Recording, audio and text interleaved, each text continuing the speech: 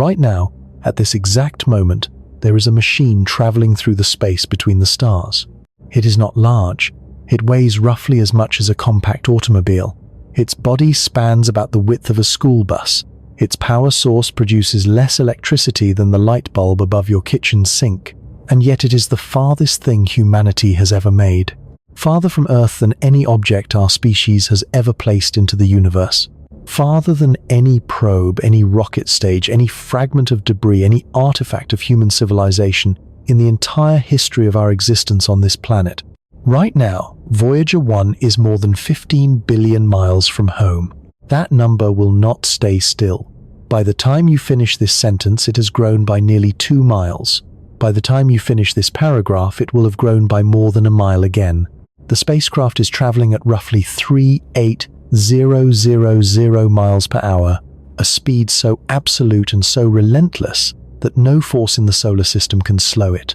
There is no friction in the void between stars. There is no atmosphere. There is no gravity strong enough at this distance to pull it back. It simply travels outward, carried by the momentum of a rocket burn that happened in the autumn of 1977, before most of the people reading these words were born. The signal it sends back to Earth right now travels at the speed of light, the fastest anything in the universe can move, and it still takes nearly 23 hours to arrive. 23 hours, at the speed of light. That is how far away we are from our own machine. But here is what most people do not understand about this moment. The story of Voyager 1 is not at its core a story about a spacecraft. It is not a story about distance or speed or the engineering ingenuity of the people who built it. Those things are real and they are extraordinary, but they are not the heart of what this mission represents. The heart of this story is an absence, a silence that has lasted nearly 5 decades, a question that almost nobody asks. Even though the answer reshapes everything you think you know about what kind of civilization we are and what kind of civilization we chose not to become. In 1977, humanity launched 2 spacecraft that would travel farther than any object ever built. They crossed the entire outer solar system. They revealed worlds no one had ever seen. They pierced the boundary of interstellar space itself. They returned science that rewrote entire fields of human knowledge. And they did all of this at a cost when adjusted for inflation of roughly $3.5 billion across 2 spacecraft over 12 years. A bargain so extraordinary that no equivalent in the history of science exploration has ever matched it. And then, nothing.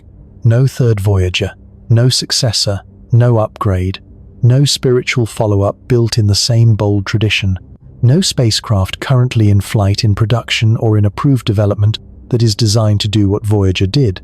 The most successful interplanetary exploration program in human history produced no direct continuation.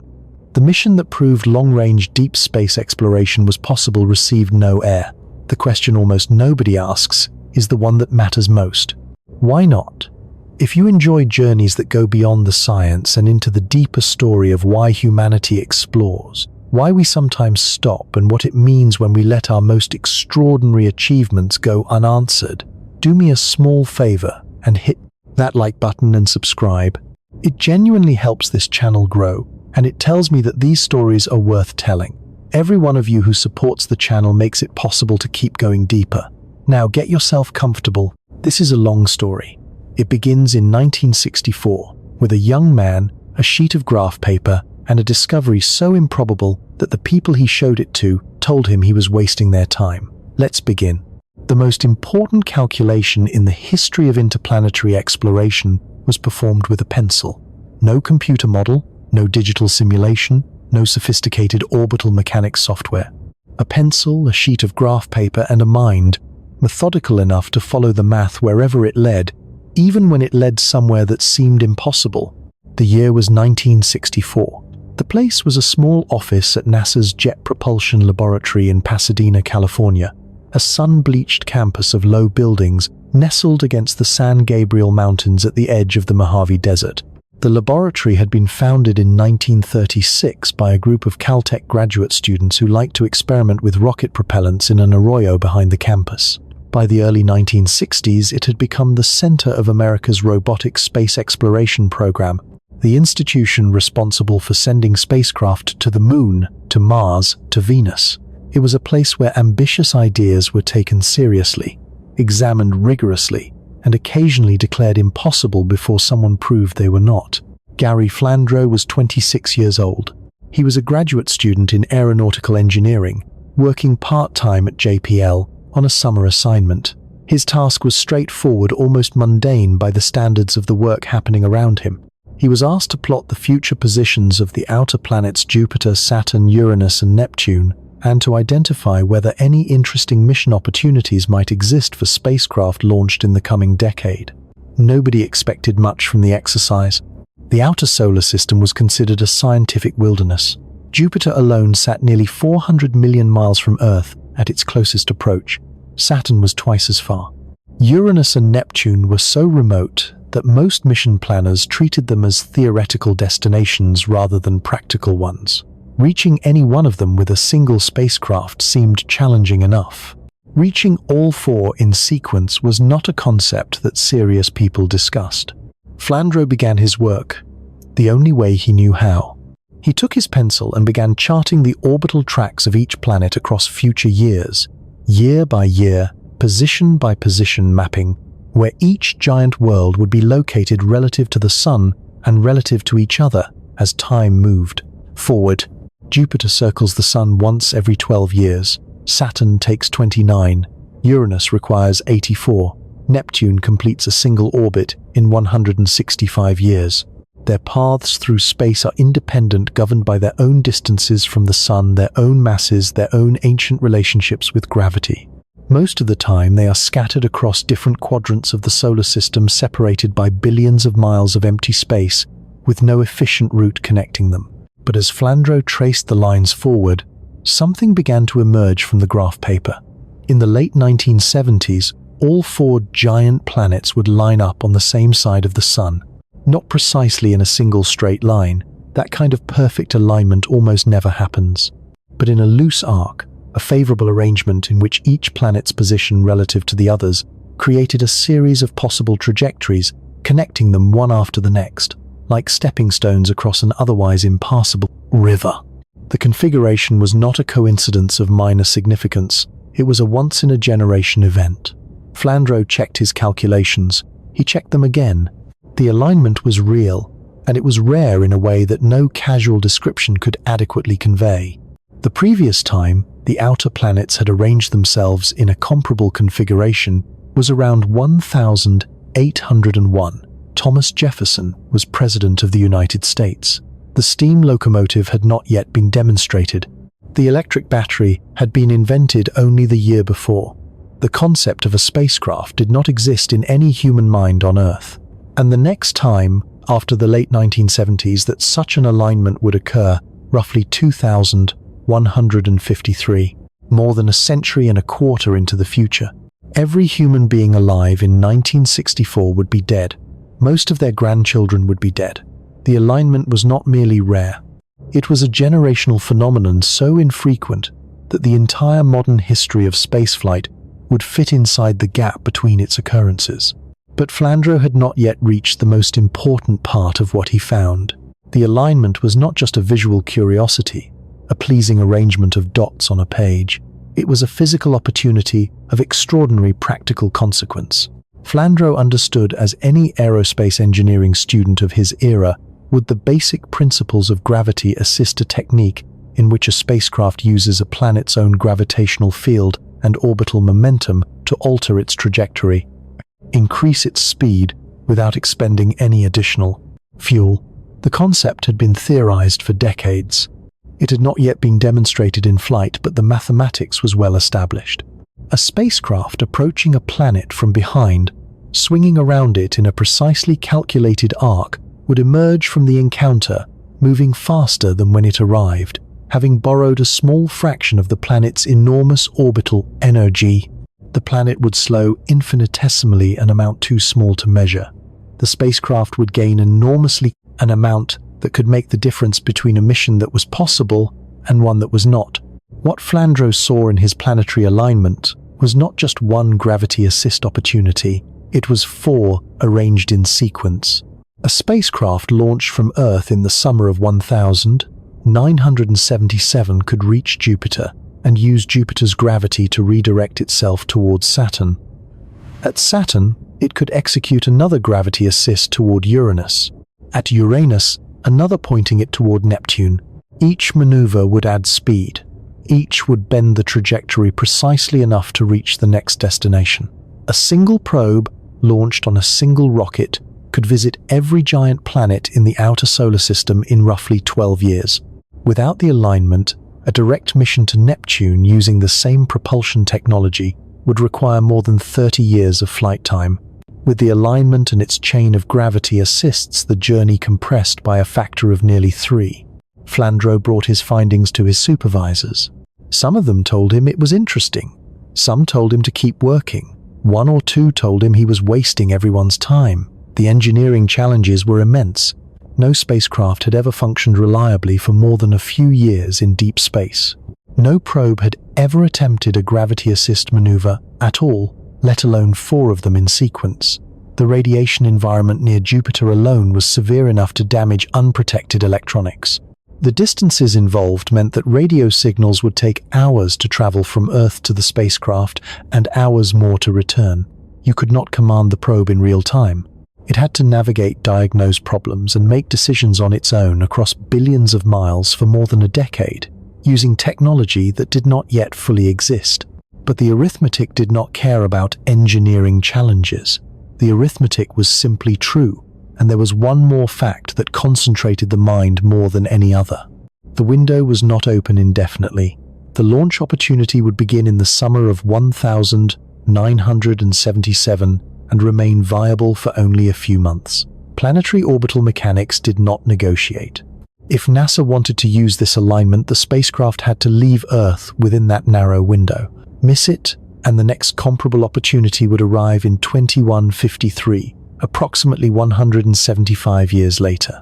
Every person alive on Earth in 1964 would be gone. Every person who would be born, live a full life, and die in the intervening decades would also be gone. 2 entire generations of human civilization would pass before the planets lined up again.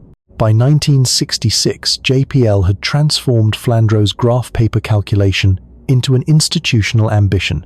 The laboratory began promoting what it called the Grand Tour, an audacious proposal to send 4 spacecraft to the outer solar system in 2 coordinated pairs. 2 probes would launch in 1977, flying past Jupiter, Saturn, and Pluto. 2 more would follow in 1979, targeting Jupiter, Uranus, and Neptune. These would be purpose-built machines called Thermoelectric Outer Planet Spacecraft, or TOPS, designed from the ground up for missions lasting a decade or more. They would carry sophisticated scientific instruments, advanced fault protection systems capable of operating autonomously over vast distances and power sources that would function reliably across spans of time. No machine had ever been asked to survive. The scientific community was electrified. For the first time in the history of the space age, the possibility existed of a systematic survey of every major planet in the outer solar system, conducted by a coordinated fleet of spacecraft within a single generation. The discoveries that awaited were beyond anyone's ability to predict, because no instrument had ever visited these worlds. Everything that was known about Jupiter, Saturn, Uranus, and Neptune came from telescopes on Earth, peering across billions of miles through the distorting lens of an atmosphere. The surfaces of their moons, the structures of their ring systems, the dynamics of their atmospheres, the behavior of their magnetic fields, all of it was essentially unknown. The Grand Tour would change that completely. Then, in December 1971, NASA cancelled it. Not delayed, not reduced in scope, cancelled. The 4 spacecraft program that had captured the imagination of an entire scientific generation was killed before a single component was built, before a single engineer was assigned to its construction, before the first line of flight, software was written. The reasons were financial, and the financial reasons were inseparable from a larger transformation that was happening inside NASA and inside the United States government in those years. The Apollo program had consumed an extraordinary share of national resources. At its peak in 1966, NASA's budget represented 4.41% of all federal spending. That is a number that requires a moment to absorb. More than 4 cents of every dollar the United States government spent went to a single civilian agency dedicated to reaching the moon. The workforce swelled to more than 34,000 direct employees and nearly 400,000 contractors working across industry and academia. It was a mobilization on the scale. When Apollo 11 landed on the 20th of July 1969, the mandate was fulfilled. And almost immediately the political fuel that had powered the spending began to evaporate. The Nixon administration saw NASA's budget as an opportunity for reduction. Apollo missions 18, 19, and 20 were cancelled. The agency's workforce contracted sharply. Budget allocations fell year after year in real terms. By 1975, NASA's share of federal spending had dropped below 1%. The agency that had once commanded more than 4 cents of every federal dollar was now receiving less than 1. In this environment of contraction, NASA faced a choice that would define the next 5 decades of American space exploration. The agency needed a major program to justify its existence, sustain its workforce, and maintain the political support of the congressional districts where aerospace contractors employed voters. The answer was the Space Shuttle, a reusable orbiter that promised to make access to low Earth orbit routine and affordable. The shuttle was approved in January 1972, less than 1 month after the Grand Tour was cancelled. The connection was not coincidental, it was causal. NASA could not afford both. The Grand Tour died so the shuttle could live, and the full consequences of that exchange would not become clear for decades. But JPL did not accept the cancellation quietly.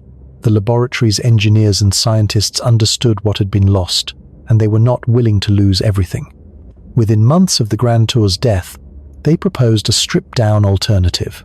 2 spacecraft, not 4, built on the existing Mariner platform rather than the purpose-designed TOPS architecture, targeting only Jupiter and Saturn rather than all 4 outer planets. The mission was called Mariner Jupiter-Saturn 77 or MJS-77. It was approved in May 1972, just 5 months after the Grand Tour died, with a budget modest enough to survive in NASA's constrained new reality. Officially, the mission was designed for 4 years of operation. Officially, it had no mandate beyond Jupiter and Saturn. Officially, Uranus and Neptune did not appear in any approved mission plan. But the engineers at JPL had a quiet understanding among themselves. They would build these spacecraft to last longer than 4 years. They would design them with margins of reliability and durability that exceeded what the mission profile required. They would construct hardware tough enough to survive environments no one had fully characterized through radiation belts and thermal extremes and vacuum conditions across timescales that stretched the definition of what a machine could endure. And they would lay out the trajectories with enough care that if both spacecraft survived Jupiter and Saturn, if the instruments kept working, if the power held, if nothing catastrophic happened in the void between worlds, NASA would face a simple choice. Turn the probes toward Uranus and Neptune and finish the Grand Tour unofficially or waste the opportunity. It was a calculated institutional gamble. Build for the minimum, design for the maximum. And do not tell Congress you are quietly planning a 12-year mission when you only have authorization for 4. In March of 1977, just months before the first launch, NASA held a public competition to rename the mission. The winning entry was a single word: Voyager. The name had been proposed years earlier for a different mission to Mars that had also been cancelled. Now it was resurrected for 2 spacecraft that were about to attempt something no machine had ever tried. On the 20th of August 1977, Voyager 2 left Earth aboard a Titangent Centaur rocket from Cape Canaveral, Florida. Voyager 1 followed on September 5 on a faster trajectory designed to reach Jupiter first. Despite launching second Voyager, 1 would arrive at the giant planet 4 months ahead of its twin. Each spacecraft weighed roughly 1,800 pounds. Each carried 10 scientific instruments. Each was powered by 3 radioisotope thermoelectric generators devices that converted the heat from the slow radioactive decay of plutonium-238 into electricity. There were no solar panels. At Jupiter's distance, sunlight is 25 times weaker than at Earth. At Neptune, it is 900 times weaker. Solar power was useless. The plutonium generators would provide roughly 470 watts at launch, declining slowly as the plutonium decayed, losing approximately 4 watts per year. The computers aboard each spacecraft amounted to roughly 68 kilobytes of total memory across 6 processing units. A modern smartphone carries millions of times more computing power. The cameras used analog television technology comparable to what was broadcasting primetime programs back on Earth. The entire electronic complexity of each Voyager was roughly equivalent to 2,000 color television sets wired together. And yet these machines carried something more valuable than raw computing power. They carried fault protection software that allowed them to detect failures, switch to backup systems, and continue operating without waiting hours for instructions from Earth. At Jupiter, a round-trip radio signal would take nearly 100 minutes. At Neptune, it would take over 8 hours. If something went wrong, the spacecraft had to save itself. That autonomy built into machines with less memory than a digital greeting card was one of the most consequential design decisions in the history of spaceflight. The engineers who built the Voyagers knew what they were sending into the darkness. They knew the journey would be long. They knew the challenges would exceed anything they could fully anticipate. They knew the spacecraft would face environments no instrument had ever measured, navigate gravitational encounters no probe had ever attempted, and function across distances that made real-time control impossible. They built the best machines they could. They gave them every margin of survival they could justify within the budget. They pointed them at the outer solar system, and then they let them go. Voyager 1 reached Jupiter in March of 1979. The journey had taken 18 months. 18 months of coasting through the inner solar system, and then outward into the increasingly empty space beyond Mars, beyond the asteroid belt, into the cold, dark territory where the sun begins to look like just another bright star, rather than the overwhelming presence it is from Earth. The spacecraft had functioned almost flawlessly during the transit. The instruments were working, the power was holding, the antennas were locked onto Earth, and now, as Jupiter filled the cameras with a resolution no telescope had ever achieved, the scientists gathered at JPL prepared themselves for what they expected to see. They expected a gas giant, colorful, dramatic, large, beyond easy comprehension. They expected the great red spot long observed from Earth as a mysterious oval feature in Jupiter's southern hemisphere to reveal itself more clearly. They expected to see the 4 large Galilean moons that Galileo himself had first observed in 1610 as points of light moving around the planet. They expected interesting data, good data, data that would keep planetary scientists occupied for years. What they did not expect was to have everything they thought they knew dismantled world by world in a matter of days. Jupiter itself delivered on every expectation and then exceeded it. The great red spot, seen now in genuine detail for the first time in human history, revealed itself as a colossal anticyclonic storm, a rotating high-pressure system so enormous that 2 or 3 planets the size of Earth could fit comfortably inside it. Its edges churned with winds exceeding 400 miles per hour. Its interior showed complex layered structure, a rotating engine of atmospheric violence that had been turning continuously for at least 3 centuries and possibly much longer. The planet's banded atmosphere displayed turbulent interactions between adjacent cloud layers, moving in opposite directions, creating swirling vortices and smaller storms that appeared and dissolved like weather systems on a world operating on a scale that dwarfed anything in human experience. Lightning struck inside Jupiter's clouds, not the modest electrical discharges of an earthly thunderstorm. Bolts thousands of times more powerful than anything ever recorded on this planet, illuminating cloud formations from within like paper lanterns in a darkness deeper than any night on Earth. This was extraordinary, but it was expected to be extraordinary. Jupiter is the largest planet in the solar system. Drama was anticipated. What happened next was not. Io was the first of Jupiter's large moons that Voyager 1 encountered closely. Before the flyby, planetary scientists had a reasonable model of what Io should look like. It was a rocky body, slightly larger than Earth's moon, positioned in the innermost orbit of the 4 large Galilean satellites. At that distance from Jupiter, it should have been heavily cratered, a battered archive of impacts accumulated over billions of years, similar in character to the lunar highlands or the ancient terrain of Mars. Dead, cold, geologically inert, a record of ancient bombardment preserved in silence. The images that came back from Voyager 1 showed no craters at all, none. Instead, Io's surface blazed with color, unlike anything in the solar system. Sulfur and sulfur dioxide compounds painted the terrain in yellows, oranges, reds, and whites. A palette so vivid, it looked almost artificially saturated, like a landscape from a painting rather than a photograph of a real world. And then the navigation team found something in a routine image that stopped everyone cold. Linda Morabito was a navigation engineer, 26 years old, working through a stack of images that Voyager 1 had taken for the purpose of determining its precise position relative to the background stars. In one of those images, she noticed something behind Io's limb, the curved edge. She checked the image again. She asked colleagues to look. She ran the numbers. It was a volcanic eruption, an active volcanic eruption happening in real time on a moon of Jupiter, 500 million miles from Earth. The plume was composed of sulfur and sulfur dioxide blasted upward by volcanic forces, powerful enough to loft material far beyond Io's low gravity into the space around it. Within days of Morabito's discovery, the Voyager team identified 8 separate active volcanoes in the images already returned. Io was not a dead, cratered world. It was the most volcanically active body in the entire solar system, more active than Earth, more active than any object humanity had ever observed. Its interior was being heated, not by the slow decay of radioactive elements as Earth's interior is, but by something entirely different.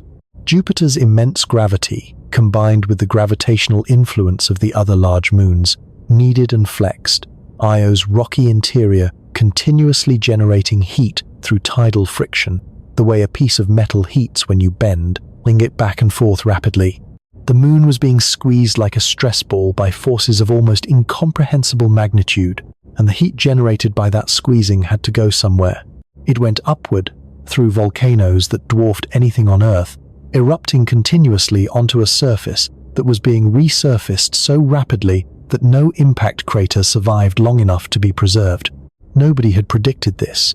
Not a single scientific paper published before the Voyager encounter had suggested that Io might be volcanically active. The discovery was made by a navigation engineer looking at a routine positioning image.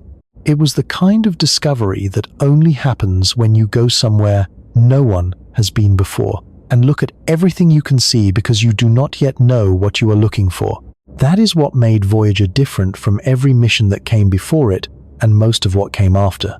It did not arrive at Jupiter with a specific question and a targeted instrument designed to answer that specific question. It arrived with 10 instruments pointed in every direction, measuring everything they could measure, because the scientists who built it understood that the most important discoveries would be the ones nobody had thought to predict. Io was the first lesson in how much was waiting to be found. Europa was the second.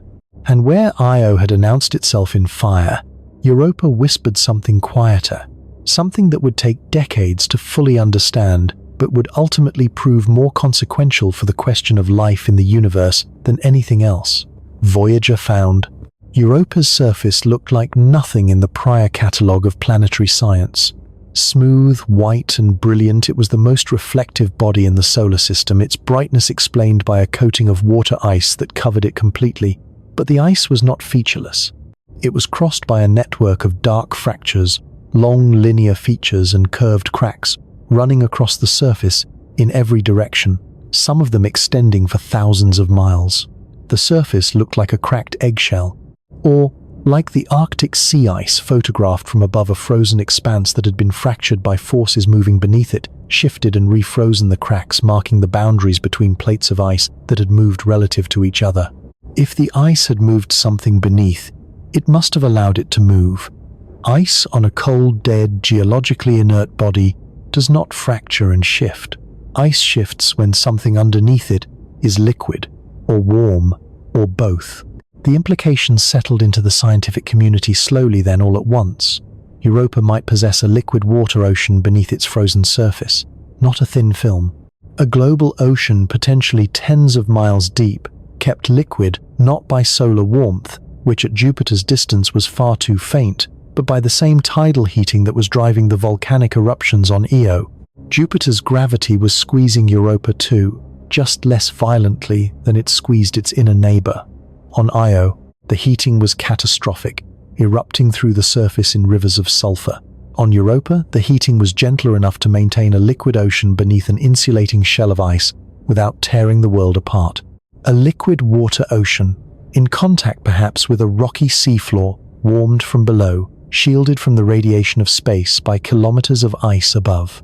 On Earth, the discovery of hydrothermal vents on the ocean floor in 1977, announced just months before Voyager launched, had revealed ecosystems of extraordinary complexity, thriving in complete darkness, powered not by sunlight, but by chemical energy from the planet's interior. Life had found a way to exist in conditions that no one had imagined could support it. The implications for Europa were immediate, even if the data was preliminary.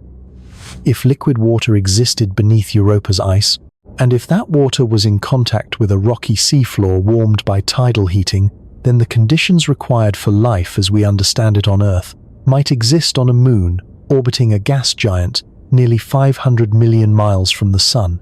One image, one cracked frozen surface, one inference about what lay beneath, and the most profound question in all of science, are we alone in the universe, acquired a new candidate address. The Voyager team did not linger. The spacecraft had more worlds to visit, and the window would not stay open. Voyager 1 continued to Saturn, arriving in November of 1980. Its trajectory had been designed to allow a close flyby of Titan, Saturn's largest moon, and the only moon in the solar system known to possess a substantial atmosphere. The Titan encounter was considered so scientifically important that NASA had been willing to sacrifice Voyager 1's trajectory beyond Saturn to achieve it. The close approach bent the spacecraft's path sharply out of the orbital plane, ending any possibility of continuing to Uranus or Neptune. For Voyager 1, Saturn would be the last planet. But Titan delivered something worth the sacrifice. Voyager 1's instruments descended through the moon's atmosphere in terms of their sensitivity, and found a world shrouded in a dense orange haze opaque to visible light, composed primarily of nitrogen, with significant quantities of methane and complex organic molecules, called tholins, hydrocarbons formed when sunlight and energetic particles interact with nitrogen and methane in the upper atmosphere. The surface was completely hidden. No camera, no matter how advanced, could penetrate the haze to see what lay beneath. But the instruments measuring temperature, pressure, and atmospheric composition told a story that required no photograph to understand. Near Titan's surface, the temperature and pressure conditions were such that methane could exist in all three phases simultaneously, as a gas in the atmosphere, as a liquid on the surface, as ice and certain terrain features. Methane on Titan played the role that water plays on Earth. It evaporated from liquid bodies, rose into the atmosphere, condensed into clouds, and fell back to the surface as rain. A hydrological cycle, functioning on a world with an average surface temperature of minus 290 degrees Fahrenheit, driven not by water, but by liquid natural gas. Rain made of methane. Rivers of liquid natural gas carving channels through terrain composed partly of water ice, so cold it behaved like rock. Lakes and seas filled not with water, but with ethane and methane sitting quietly under a sky, the color of a dirty sunset under the glow of a sun so distant it appeared in Titan's sky as nothing more than a bright star. It would take another 25 years and the arrival of the Cassini-Huygens mission to confirm all of this directly. The Huygens probe would descend through Titan's atmosphere on the 14th of January, 2005, transmitting images and data for 72 minutes after landing on a surface of frozen hydrocarbon pebbles. But the foundation for everything Huygens found was laid by Voyager, 1-inch flyby that lasted hours, conducted by instruments designed in the early 1970s. Returning data at transmission rates, a modern wireless router would consider an embarrassment. Saturn's rings seen now from within the planetary system, rather than from billions of miles away through Earth's atmosphere, proved to be something that no prior observation had adequately prepared the scientific community to encounter. Ground-based telescopes had revealed several broad ring divisions, the most prominent being the gap between the A and B rings discovered by Giovanni Cassini in 1675. Voyager's cameras dissolved those broad bands into thousands of individual ringlets, each a distinct structure, with its own density, composition, and orbital dynamics. Braided rings twisted around each other in patterns that classical orbital mechanics could not easily explain. Tiny shepherd moons herded ring particles into precise boundaries, their gravitational influence maintaining edges so sharp they looked carved. Spoke-like features rotated across the ring plane, radial structures extending outward from the planet's interior that seemed to defy the Keplerian orbital mechanics that should have smeared them into uniform bands within hours. The rings were not a simple static structure created once in the solar system's early history and unchanged since. They were alive, dynamic, governed by gravitational interactions so subtle and complex that theoretical models would require decades of refinement before they could account for what Voyager saw. Everything Voyager 1 had found, everything had been a surprise. Every single discovery was something that was not in the mission's pre-launch scientific justification because no one had known it was there to find. The volcanoes on Io, the fractured ice of Europa, the hydrocarbon haze of Titan, the intricate dynamics of Saturn's rings. Each one was a gift from the unknown given only because a spacecraft had gone to places no instrument had ever reached and looked at everything it could see. And now, everything depended on Voyager 2, because Voyager 1's trajectory was finished at Saturn, bent northward by the Titan encounter, into a path that would carry it directly out of the solar system on a trajectory that allowed no further planetary visits. Only Voyager 2 retained the geometry needed to continue the grand tour. If Voyager 2 failed at Jupiter or at Saturn, if something broke that could not be fixed from Earth, if the aging hardware gave out before the spacecraft completed its Saturn flyby on the right trajectory, then Uranus and Neptune would remain unseen for generations. The ice giants at the edge of the solar system would wait unknown and unvisited until some future civilization chose to go. Voyager 2 reached Saturn in August of 1981. The scientists watching from Pasadena understood what was at stake. A camera platform jammed during the encounter, a terrifying malfunction that threatened to deprive the mission of its most important data return. The engineering team worked through the crisis with the focused intensity of people who understood exactly what failure would cost. They diagnosed the problem across a distance where radio signals took more than an hour to travel one way. They developed a solution. They uplinked new commands. The platform responded. The cameras continued working. Saturn fell behind, and Voyager 2's trajectory bent exactly as the mathematics required, pointing outward toward Uranus 5.5 years away. No one at NASA had officially authorized this. The spacecraft was already beyond its 4-year design life. Every additional month of operation was borrowed time, an informal extension granted by hardware that refused to quit and engineers who refused to let it. The mission was supposed to be over. Instead, it was entering territory that no machine had ever visited, heading for a planet that no instrument in human history had studied from closer than 1.7 billion miles. Voyager 2 arrived at Uranus in January of 1986, becoming the first, and as of this moment, still the only spacecraft to visit the 7th planet. What it found was genuinely alien in a way that no prior solar system body had been. Uranus orbits the Sun tipped almost completely on its side. Its rotational axis is inclined 98 degrees from vertical, meaning that the planet rolls along its orbital path like a ball, rather than spinning upright like the other planets. The origin of this extreme tilt remains one of the unresolved puzzles of planetary science. The most widely accepted hypothesis is that Uranus suffered a catastrophic collision with an Earth-sized body early in the solar system's history, a collision so violent that it knocked the planet's rotation axis nearly horizontal. If this is correct, it means that the Uranus we observe today is the aftermath of a planetary-scale trauma that occurred more than 4 billion years ago, a permanent wound written into the geometry of the world's rotation.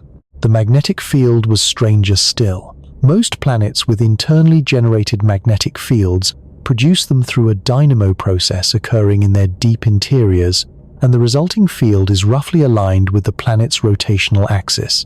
Earth's magnetic north pole wanders, but it stays reasonably close to the geographic poles. Uranus's magnetic field was tilted 60 degrees from its rotational axis, and more bizarrely offset from the planet's center, emerging not from the geometric core but from a point significantly displaced toward one hemisphere. No existing dynamo model could account for this. The field was not just tilted, it was asymmetric lopsided, a magnetic structure unlike anything in the known solar system, whose origin and maintenance remain poorly understood 4 decades after Voyager 2 discovered it. The atmosphere appeared nearly featureless in visible light, a pale blue-green sphere serene and almost empty by comparison with the violent banding of Jupiter or Saturn. But the serenity was deceptive. Infrared and ultraviolet measurements revealed subtle atmospheric dynamics, banding that became visible only outside the range of human vision. An upper atmosphere surprisingly active, despite the extreme cold at Uranus's distance from the Sun. Voyager 2 discovered 10 previously unknown moons and confirmed the existence of 2 new rings, adding to the ring system first detected from Earth in 1977. Among the moons, Miranda commanded particular attention. A small world, barely 300 miles across Miranda's surface, displayed geological features of bewildering complexity for a body of its size. Cliffs nearly 12 miles high, ice-covered terrain cut by deep canyons, regions of ancient cratered highlands, jumbled against areas of younger, heavily grooved terrain that suggested multiple episodes of intense internal activity. Miranda looked like a world that had been shattered and reassembled its geology. A confused collage of different eras and processes compressed onto a tiny body that by rights should have been too small to generate the internal heat required for such dramatic activity. The entire Uranus encounter lasted a matter of days. Voyager 2 screamed past at tens of thousands of miles per hour, collecting data at the maximum rate its instruments could manage, transmitting everything it could across a distance of 1.7 billion miles. And then Uranus was behind it, growing smaller in the cameras, until it became once again just a pale dot against the stars. 3.5 more years to Neptune. 3.5 years of coasting through the emptiness between the 7th and 8th planets through a region of space so remote that the Sun appeared in the spacecraft's sky as just another bright star, slightly brighter than its neighbors, no longer large enough to provide meaningful warmth. The light levels at Neptune would be so dim that Voyager 2's camera exposures would have to be extended dramatically to gather enough photons to form an image. Extended exposures on a moving spacecraft meant blurred images. The engineering team addressed this problem from Earth by uploading new software to the spacecraft's computers, new code that commanded the entire spacecraft to rotate slowly during each exposure, counteracting the apparent motion of Neptune in the camera's field of view and keeping the target sharp against the star field behind it. They reprogrammed a spacecraft flying through interstellar darkness more than 2.5 billion miles from Earth, using computers with less memory than a modern wristwatch, by writing new code, testing it on hardware duplicates in Pasadena, transmitting it across billions of miles at the speed of light, and then waiting hours for confirmation that it had been received and executed correctly. This remains one of the most underappreciated technical achievements of the 20th century. Not because the reprogramming itself was impossible, but because the entire sequence required coordinating human ingenuity, machine reliability, and orbital mechanics across distances and timescales that strain the meaning of the word remote. The software worked. When Voyager 2 reached Neptune in August of 1989, 12 years after launch, its cameras were ready, and Neptune was ready to astonish. The planet's atmosphere raged with the fastest winds ever measured on any body in the solar system. Not the fastest at that time, the fastest ever, as of this moment, still unmatched. Winds exceeding 1200 miles per hour. Supersonic winds. Winds moving faster than the speed of sound in Earth's atmosphere, driven by forces that planetary scientists still struggle to fully explain given how little energy Neptune receives from the distant Sun. A massive storm system called the Great Dark Spot dominated the southern hemisphere, an anticyclonic feature roughly the size of Earth, its edges sharply defined, its interior swirling with atmospheric dynamics that mirrored in some respects the Great Red Spot on Jupiter, though composed of entirely different materials under entirely different conditions. And then there was Triton, Neptune's largest moon, long suspected from Earth-based observations to be a captured Kuiper Belt object, a body that had formed in the outer reaches of the solar system and been gravitationally captured by Neptune at some point in the ancient past. Its capture would have been catastrophic in its immediate aftermath. The gravitational interaction that locked Triton into Neptune's orbit would have generated enough tidal heating to melt the moon partially or entirely, creating a temporary global ocean before it refroze over millions of years. What Voyager 2 found was the frozen aftermath of that ancient violence, a world preserved in ice at a temperature of -391 degrees Fahrenheit, the coldest surface ever recorded on a solid body in the solar system, colder than the predicted background temperature of interstellar space at that distance from the Sun, colder than any natural surface measured anywhere in the known universe at that time. A world so frigidly, absolutely cold that the very act of comprehending it requires setting aside everything your intuition knows about temperature and starting over from a number that has no earthly equivalent. And on this frozen world, Voyager 2's cameras captured something that the engineers back in Pasadena initially did not believe. Geysers. Active geysers of nitrogen gas erupting from Triton's frozen surface, blasting dark material kilometers into the thin atmosphere before the plumes were swept downwind and deposited in long dark streaks across the nitrogen ice plains below. Geysers on a moon at -391 degrees. Geological activity on a body so cold that nitrogen, which exists as a gas at room temperature on Earth, froze solid on the surface. The heating driving these eruptions was not internal, not tidal. It was solar, a solar greenhouse effect, in which nitrogen ice, transparent to sunlight, absorbed energy at its base and converted it directly to gas pressure that erupted through the surface. The sun, reduced to a point of light barely brighter than the background stars, was still managing to drive geological processes on a frozen moon more than 2.8 billion miles away. The universe, it seems, finds ways. With Neptune and Triton behind it, Voyager 2's planetary mission was complete. Both spacecraft had now seen things that no instrument had ever seen. They had traveled to places no machine had ever gone. They had returned data that no model had fully predicted. And they had done it with technology that most people alive today would consider primitive, beyond imagining running on power, measured in hundreds of watts, communicating through antennas no larger than a satellite dish, guided by computers with less capacity than a modern digital thermometer. Pause for a moment and hold the full scope of what the Voyager program accomplished.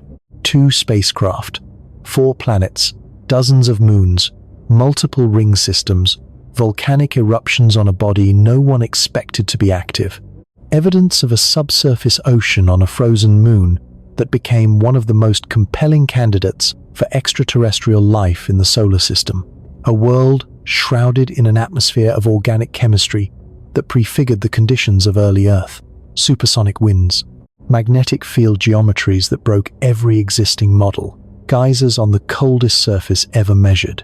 An entirely new class of geological activity driven by a sun so distant it barely outshone the stars. Every single one of these discoveries was a surprise. Not a small surprise. Not an unexpected variation on an anticipated result. Each was a fundamental revelation about what kind of place the outer solar system was. Revelations that required the scientific community to rebuild its understanding of how planets and moons form, evolve, and behave across time. Entire careers were redirected. Entire fields of study were born. The question of life beyond Earth acquired new dimensions, new candidate environments, new reasons to believe that the universe might be more hospitable to biology than the sparse, cold darkness of the outer solar system had previously suggested. And the total cost of all of it, from the approval of the Mariner Jupiter-Saturn program in 1972 through the Neptune encounter in 1989, was $865 million, in today's currency roughly $3.5 billion. For 2 spacecraft, 4 planets, 12 years. A complete transformation of humanity's understanding of the outer solar system. If you divided that cost by the number of fundamental discoveries, the mission produced by the number of worlds revealed by the number of scientific questions answered, and the number of new ones opened by the sheer volume of knowledge returned per dollar invested, no other scientific mission in the history of space exploration has ever come close to the efficiency of the Voyager program. Not Viking, not Hubble, not the Mars rovers, not Cassini, nothing. And both spacecraft were still operating, not just surviving, operating, returning data, functioning across distances and time spans that had seemed impossible when they were launched. They had been designed for 4 years and they had lasted 12.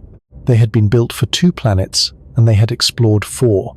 And somewhere in the quiet confidence of the JPL engineers who had over-designed them there was already an understanding that the story was not over. In 1990, NASA extended both spacecraft under a new mission designation called the Voyager interstellar mission. The objective shifted outward, past the planets, past any destination that had a name on a planetary map toward the boundary where the sun's influence ended, and something else began.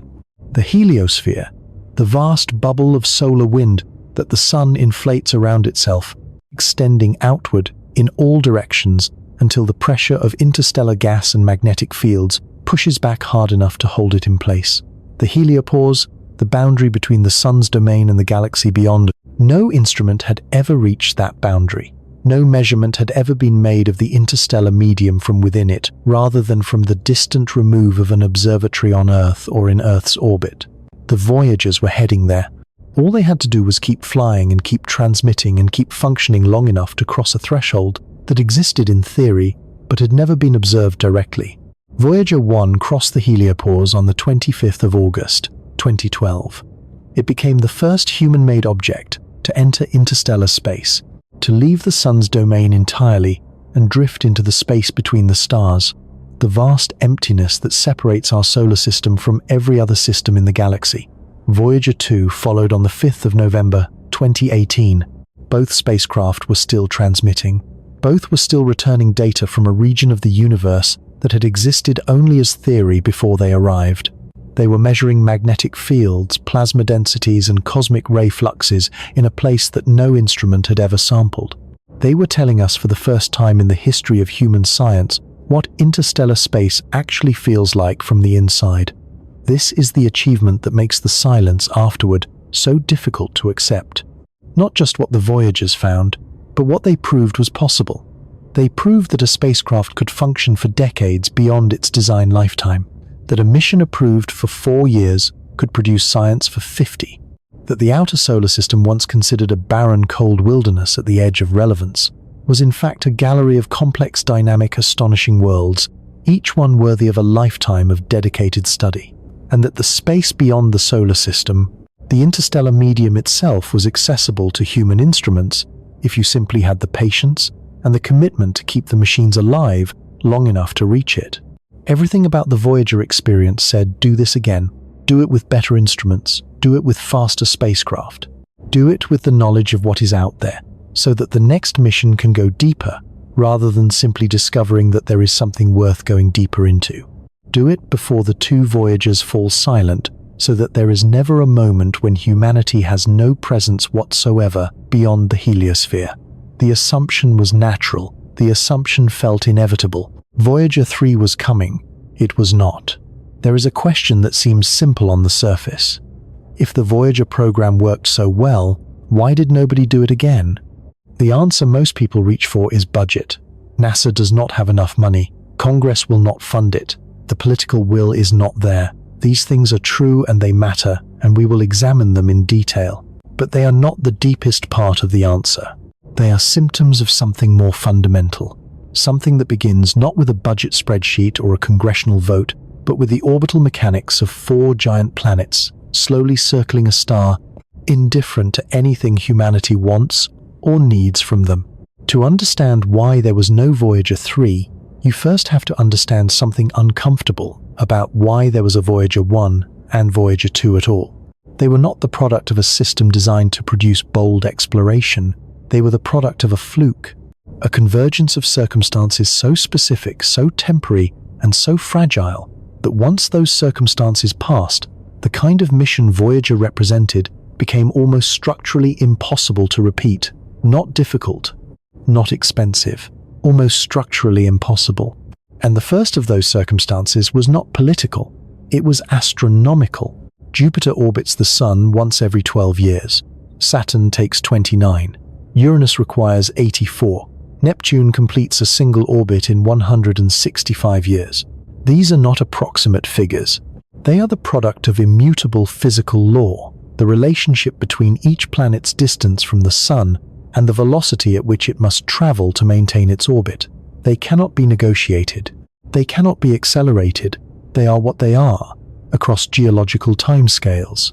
And they mean that the 4 giant planets spend the overwhelming majority of their existence scattered across different regions of the solar system, separated by distances so vast that no practical spacecraft trajectory can connect them, sequence without an astronomical coincidence.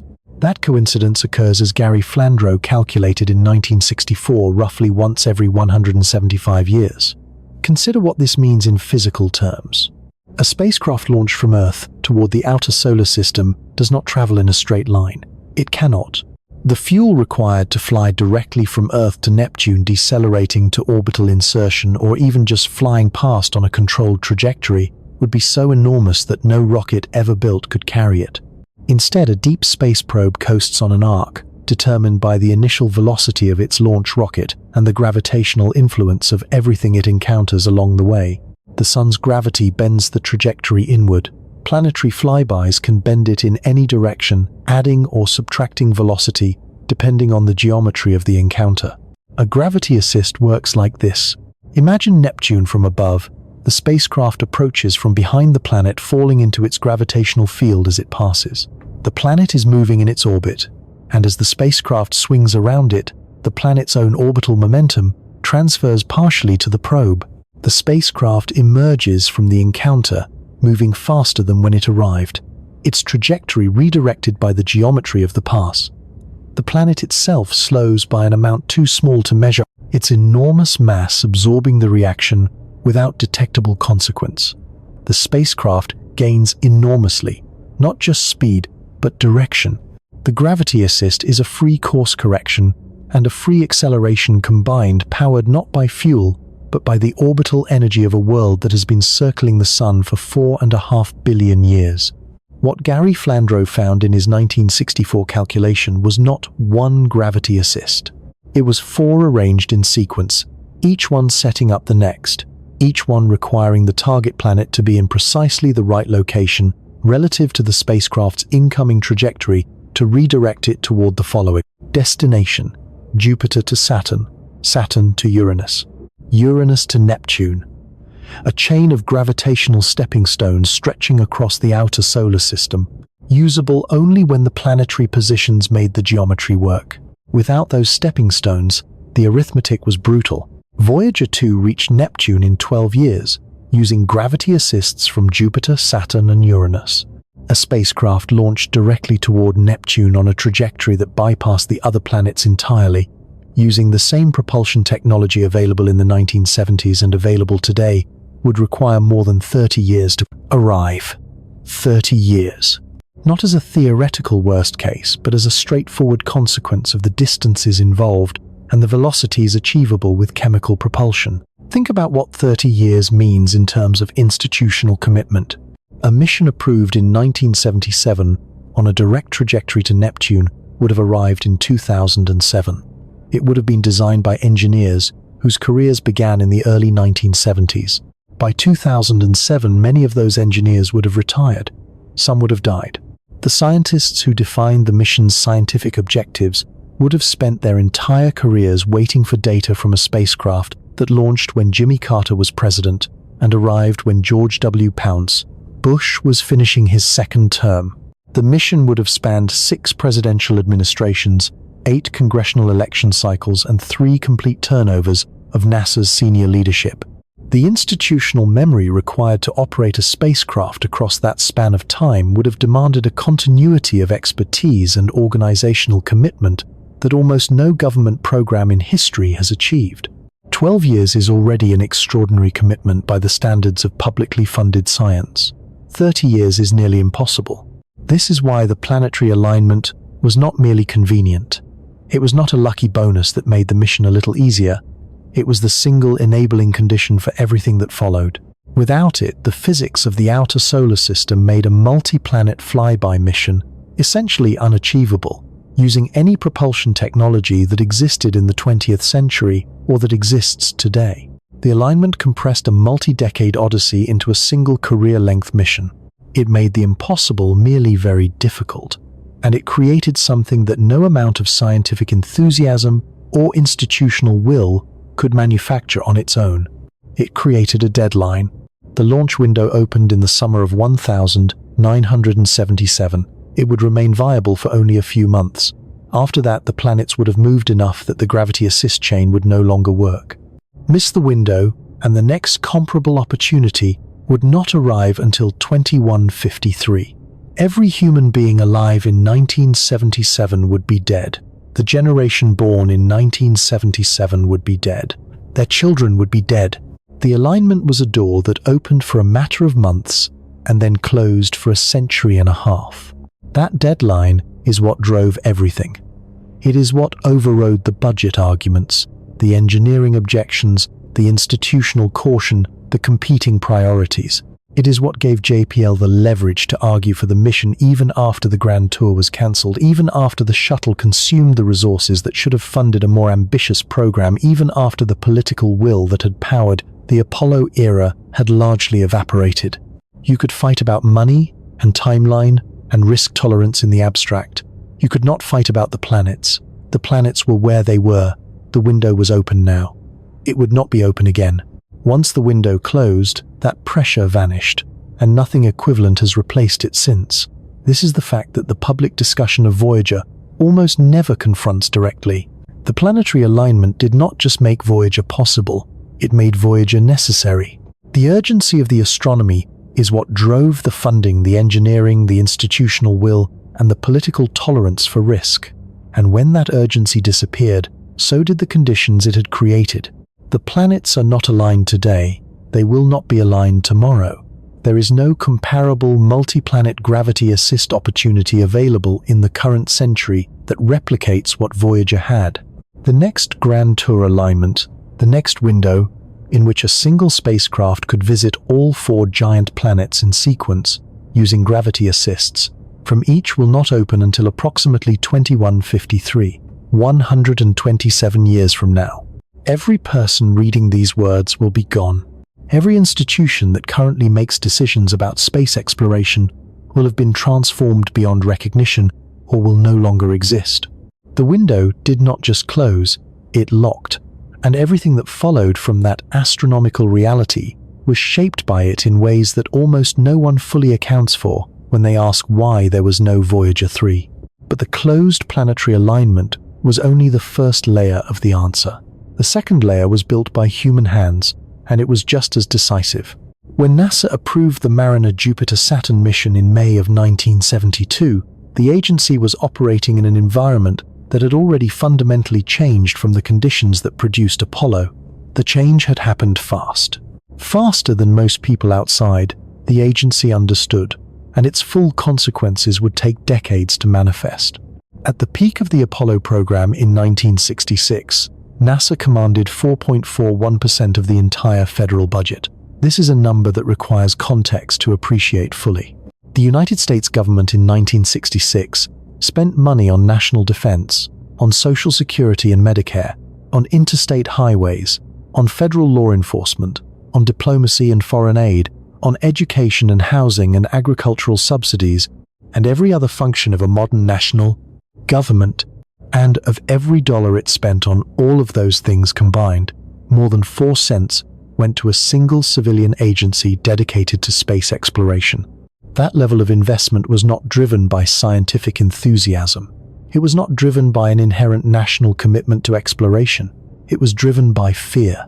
The Soviet Union had launched Sputnik in October of 1957, the first artificial satellite in history, a beeping metal sphere orbiting the Earth every 96 minutes, visible to anyone who looked up at the right time. The shock in the United States was profound, not because a satellite itself was threatening, but because the rocket that put it there could also carry a nuclear warhead to any city on Earth.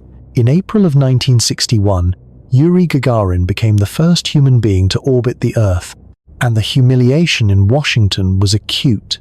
The most powerful nation in the world had been beaten into space by its ideological adversary, and the implications for the global perception of American technological superiority were dire. President Kennedy's response, the commitment to land a human being on the moon before the end of the 1960s, was a Cold War strategic decision dressed in the language of exploration.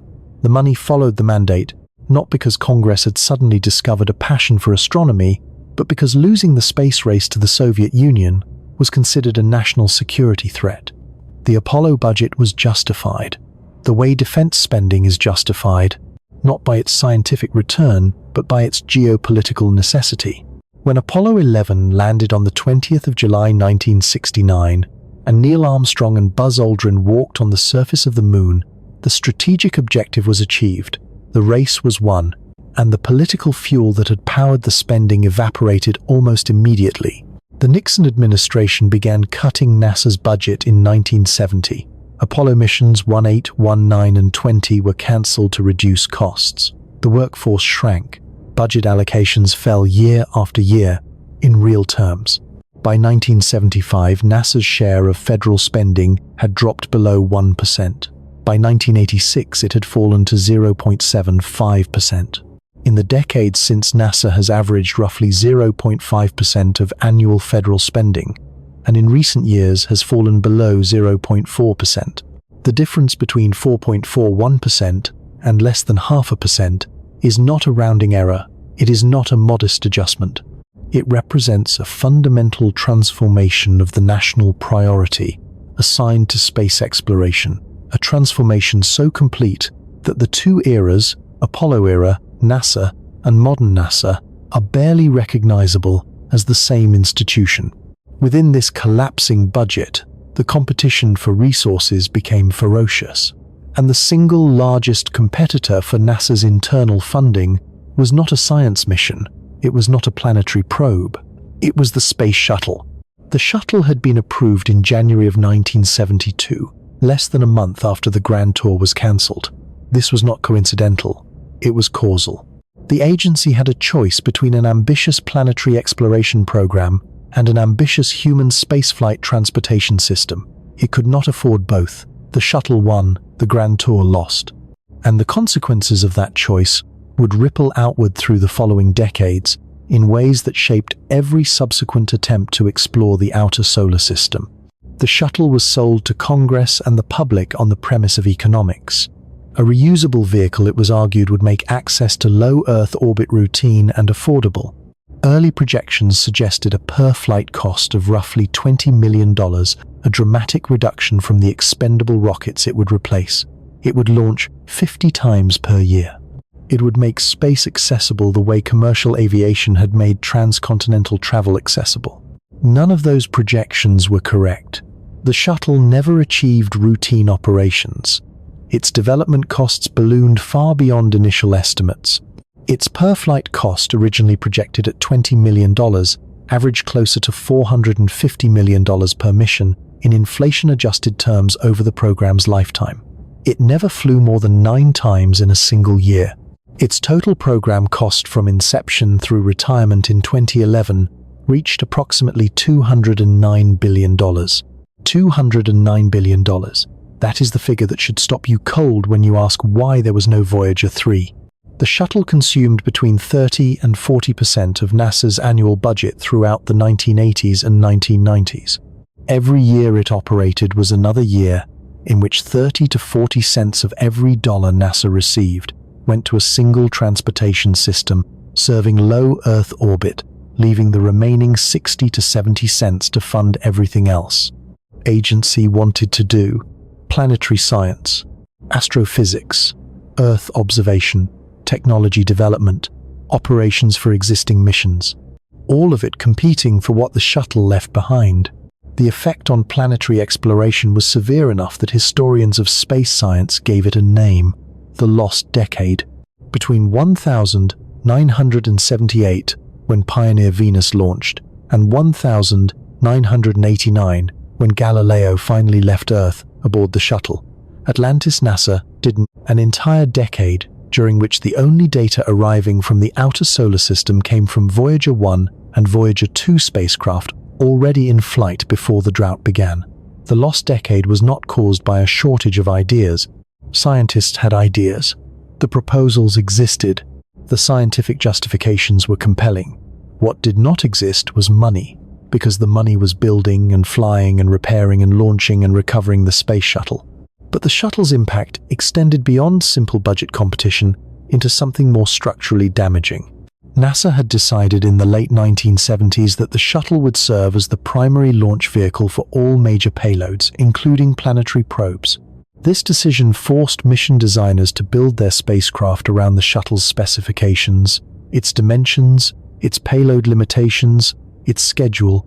Galileo, the Jupiter orbiter, that would eventually produce extraordinary science about the Jovian system, was originally expected to launch in the early 1980s using the shuttle with a powerful liquid-fueled upper stage called the Centaur that would accelerate it toward the outer solar system. That launch was delayed repeatedly.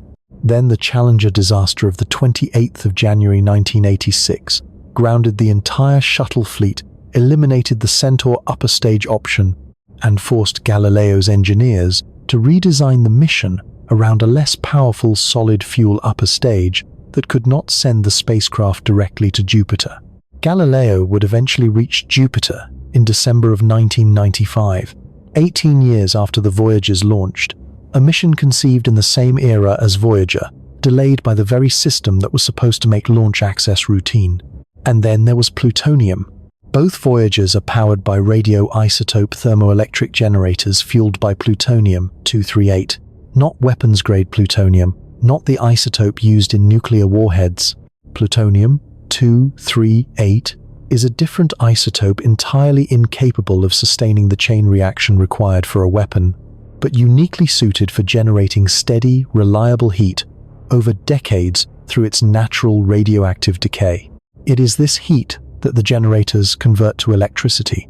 It is this electricity that keeps the instruments alive and the transmitters pointing toward Earth across 15 billion miles of void. In the 1970s, plutonium-238 was abundant. It was produced as a byproduct of the enormous nuclear weapons manufacturing infrastructure that the Cold War had built and maintained. The weapons complex was not producing plutonium-238 intentionally. It was a side effect, a useful isotope that accumulated as the weapons programs ran and was stockpiled because it had applications in deep space probes, in cardiac pacemakers, and remote power sources for instruments operating in environments where no other power option existed. The supply was generous because the weapons complex was enormous. When the Cold War ended and the United States began scaling back its nuclear weapons programs in the late 1980s and early 1990s, the production facilities that had generated plutonium-238 as a byproduct decommissioned or repurposed. Domestic production of the isotope effectively ceased. For more than 2 decades, the United States had no capability to manufacture new supplies.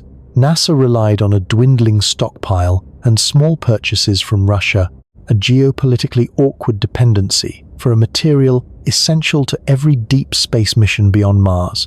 Planning any outer planet mission during this period required not just scientific justification and political support and a confirmed budget allocation, it required a confirmed supply of an isotope that the nation had stopped producing.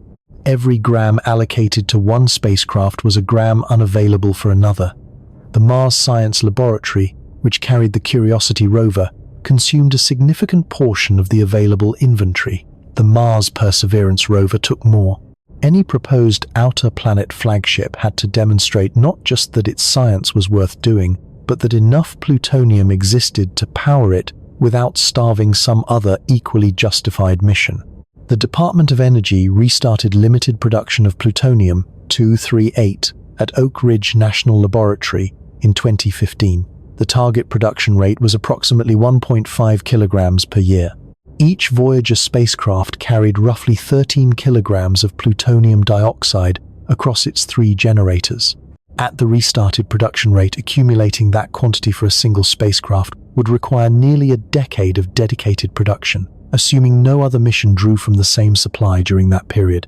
The rate has been difficult to sustain consistently, and the quantities produced remain modest relative to what ambitious future missions would require.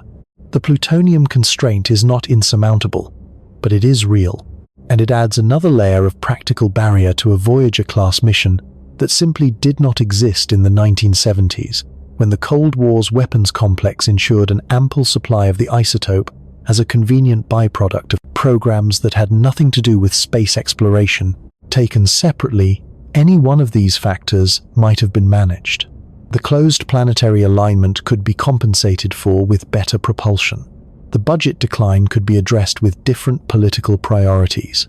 The shuttle's dominance could have ended sooner if its costs had been recognized earlier. The plutonium shortage could have been anticipated and prevented. Each problem seen in isolation had a potential solution, but they did not occur in isolation. They occurred simultaneously across the same decades, compounding each other's effects in ways that created an environment where a Voyager-class mission was not just difficult to propose, but almost impossible to justify through the institutional processes that governed how space missions were selected and funded.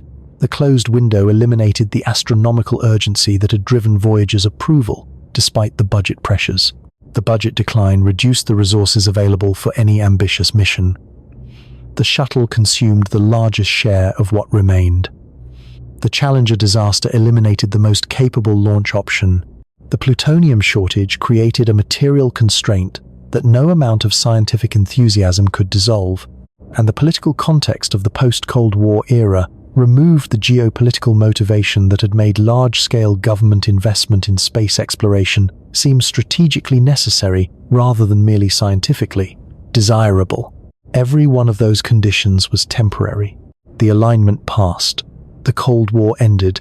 The Apollo engineers retired. The shuttle was eventually retired. Each of these transitions happened on its own timeline for its own reasons, driven by its own logic. None of them was designed to foreclose the possibility of Voyager-class exploration. None of them involved anyone deciding that the outer solar system was no longer worth visiting. And yet the cumulative effect of all of them together was an environment in which the specific combination of astronomical opportunity, institutional, budget capacity, and political support that had briefly made Voyager possible never reassembled itself. This is the part of the story that most people never hear. Voyager did not emerge from a system that routinely produces bold exploration. It emerged from a narrow historical window in which a unique planetary alignment, a briefly favorable budget environment, a Cold War context that made large-scale government science spending politically viable, and a generation of engineers trained in the Apollo tradition who were willing to over-design their hardware beyond what the bureaucracy had authorized, all converged at the same moment. When that window closed, it did not leave behind an institutional infrastructure capable of repeating what it had produced. It left behind an agency dealing with a different set of pressures, a different set of priorities, and a different set of constraints that made the kind of mission Voyager represented harder to build with each passing year. The window was never just about the planets. It was about money and political will and institutional culture and propulsion technology and the specific historical accident of a Cold War that made governments spend generously on science for reasons that had nothing to do with science. All of those conditions were temporary. All of them shifted within a decade of Voyager's launch. None of them returned in the same combination. And somewhere in the gap between what Voyager achieved and what the following decades produced, the boldest model of deep space exploration that humanity had ever demonstrated quietly became an orphan. Not killed, not cancelled, simply never followed, never inherited, never continued.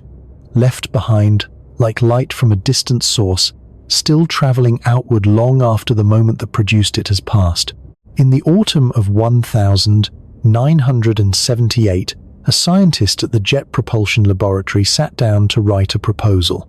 He had spent years developing the scientific case for a mission that would orbit Jupiter, circling the giant planet for 2 years, studying its atmosphere, its magnetosphere, its moons, in the kind of sustained, detailed observation that Voyager's brief flyby could never provide. The spacecraft he envisioned would carry a probe that would descend directly into Jupiter's atmosphere, the first instrument in history to sample the interior of a gas giant from within rather than from the outside.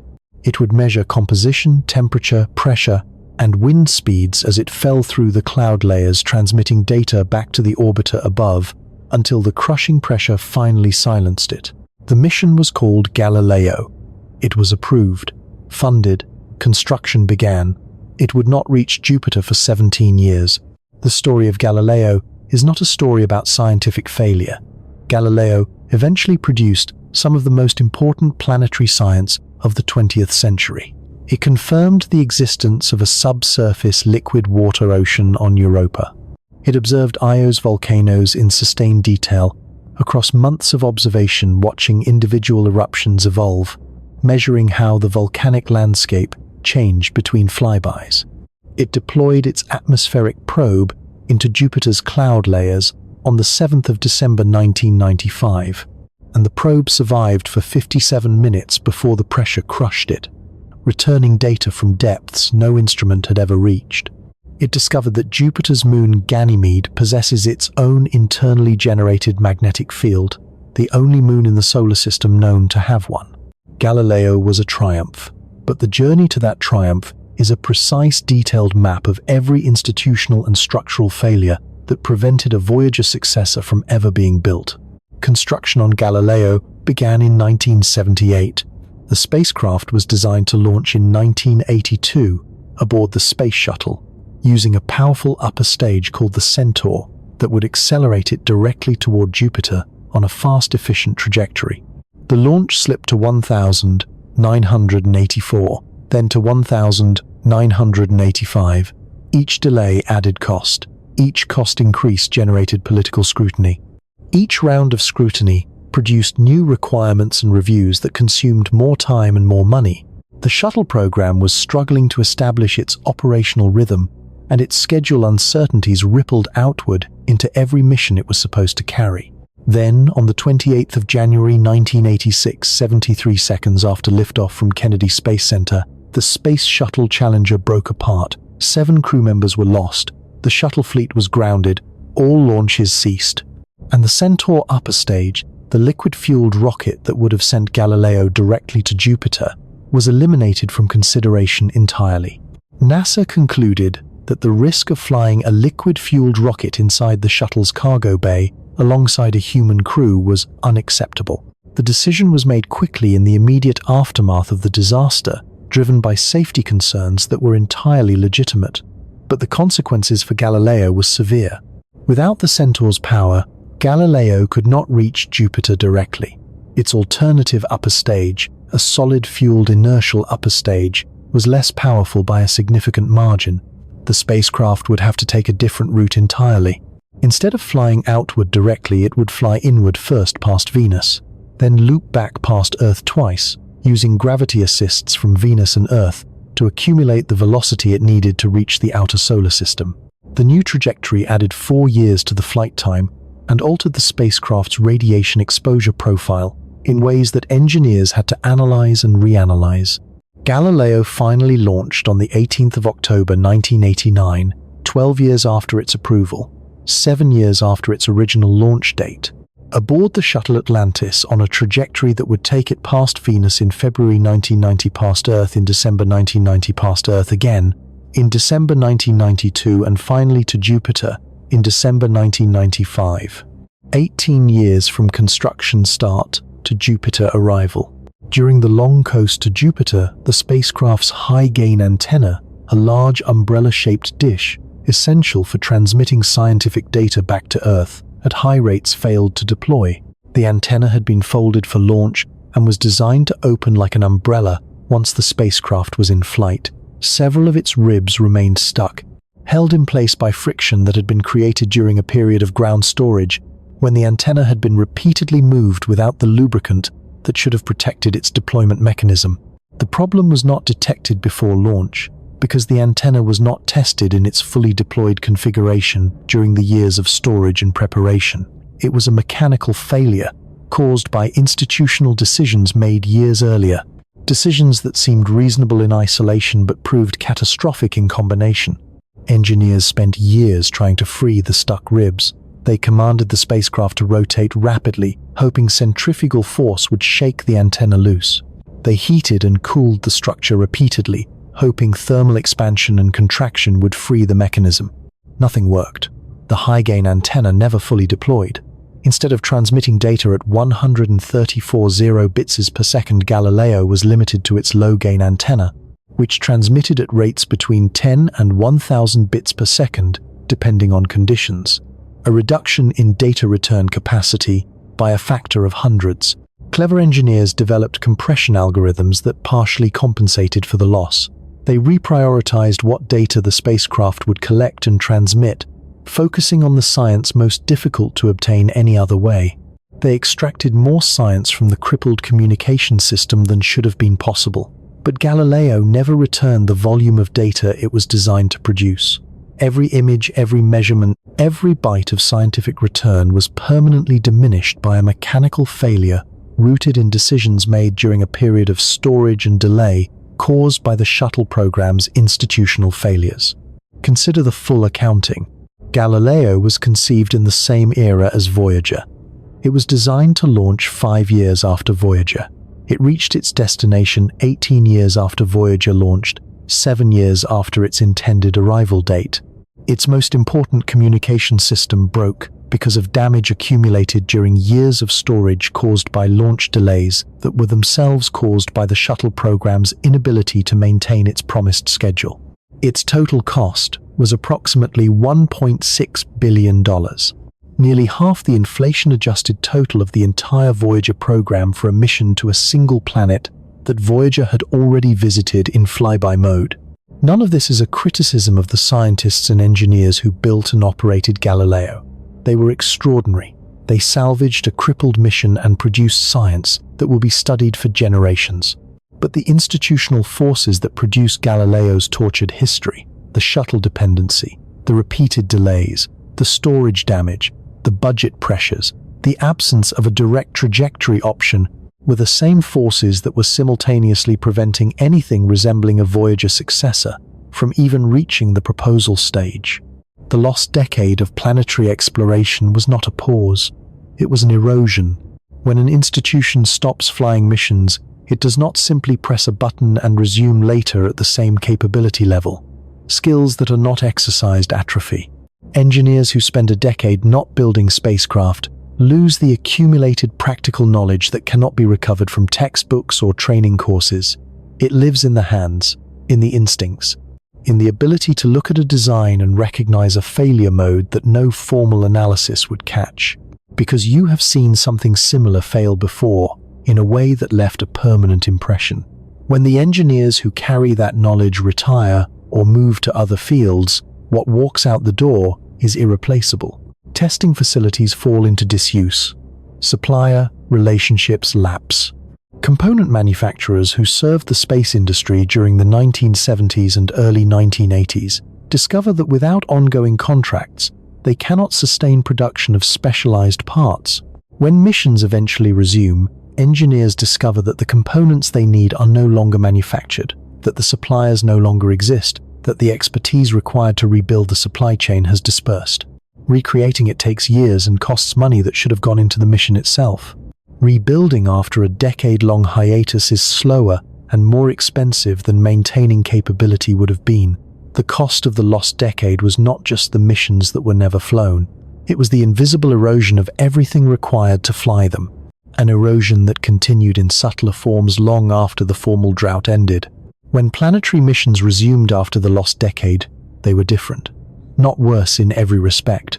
In some ways, better, more capable, more sophisticated, more scientifically productive at their specific destinations, but different in a way that made them something other than Voyager's natural successors. Different in a way that made a true continuation of Voyager's exploratory philosophy almost impossible to build within the new institutional framework. The Cassini-Huygens mission to Saturn is the clearest illustration of this transformation.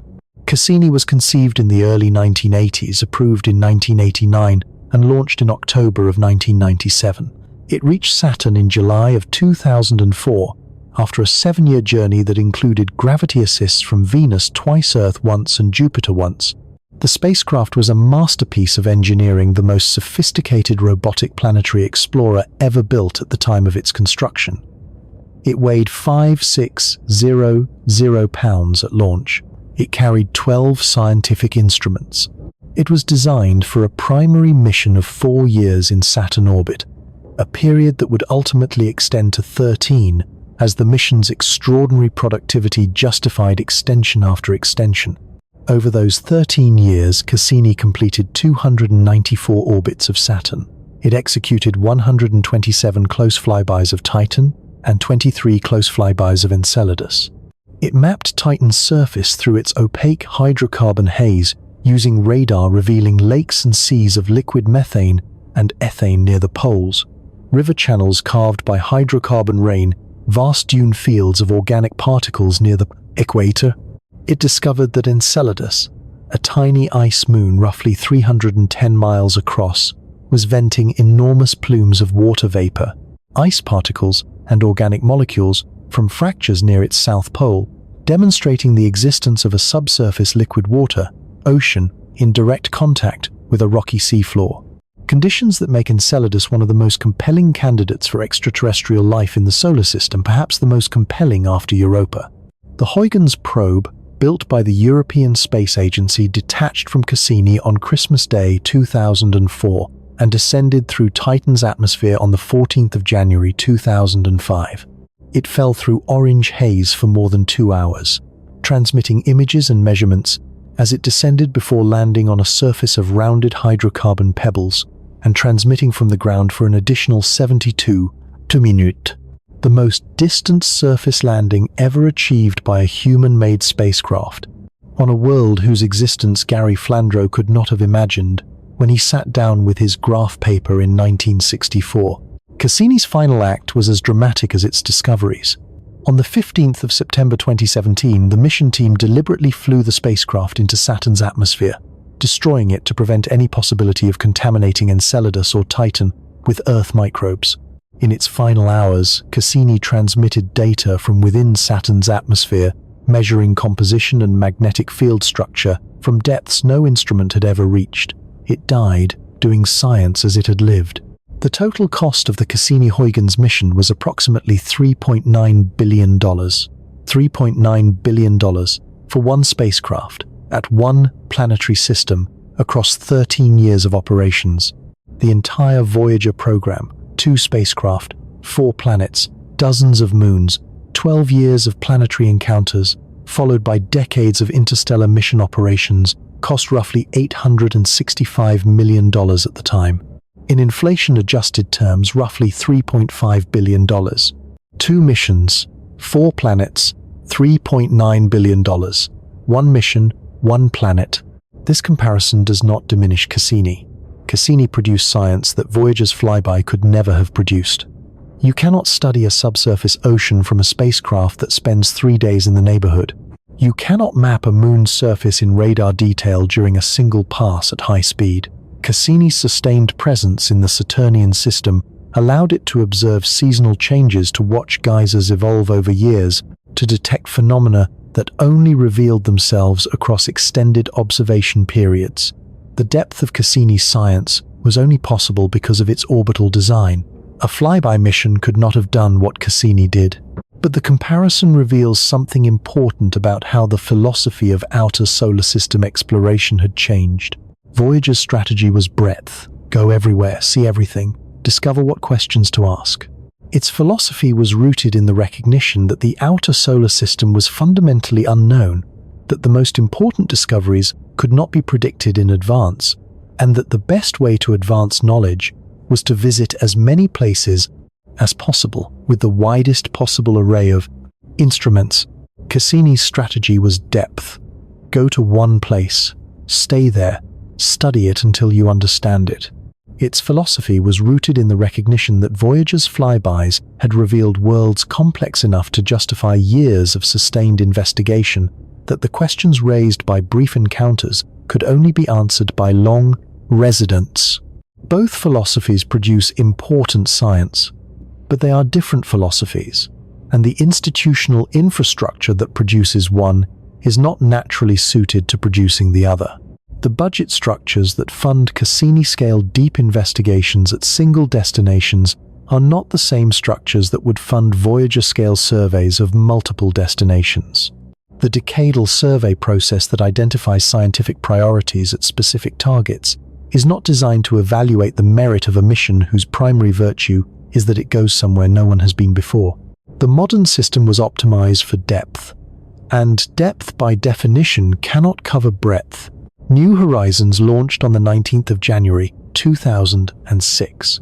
It was the fastest spacecraft ever launched from Earth at the time, placed on a trajectory that would carry it past Jupiter in February 2007 for a gravity assist, and then outward across the solar system toward Pluto, which it would reach in July 2015 after 9.5 years of flight.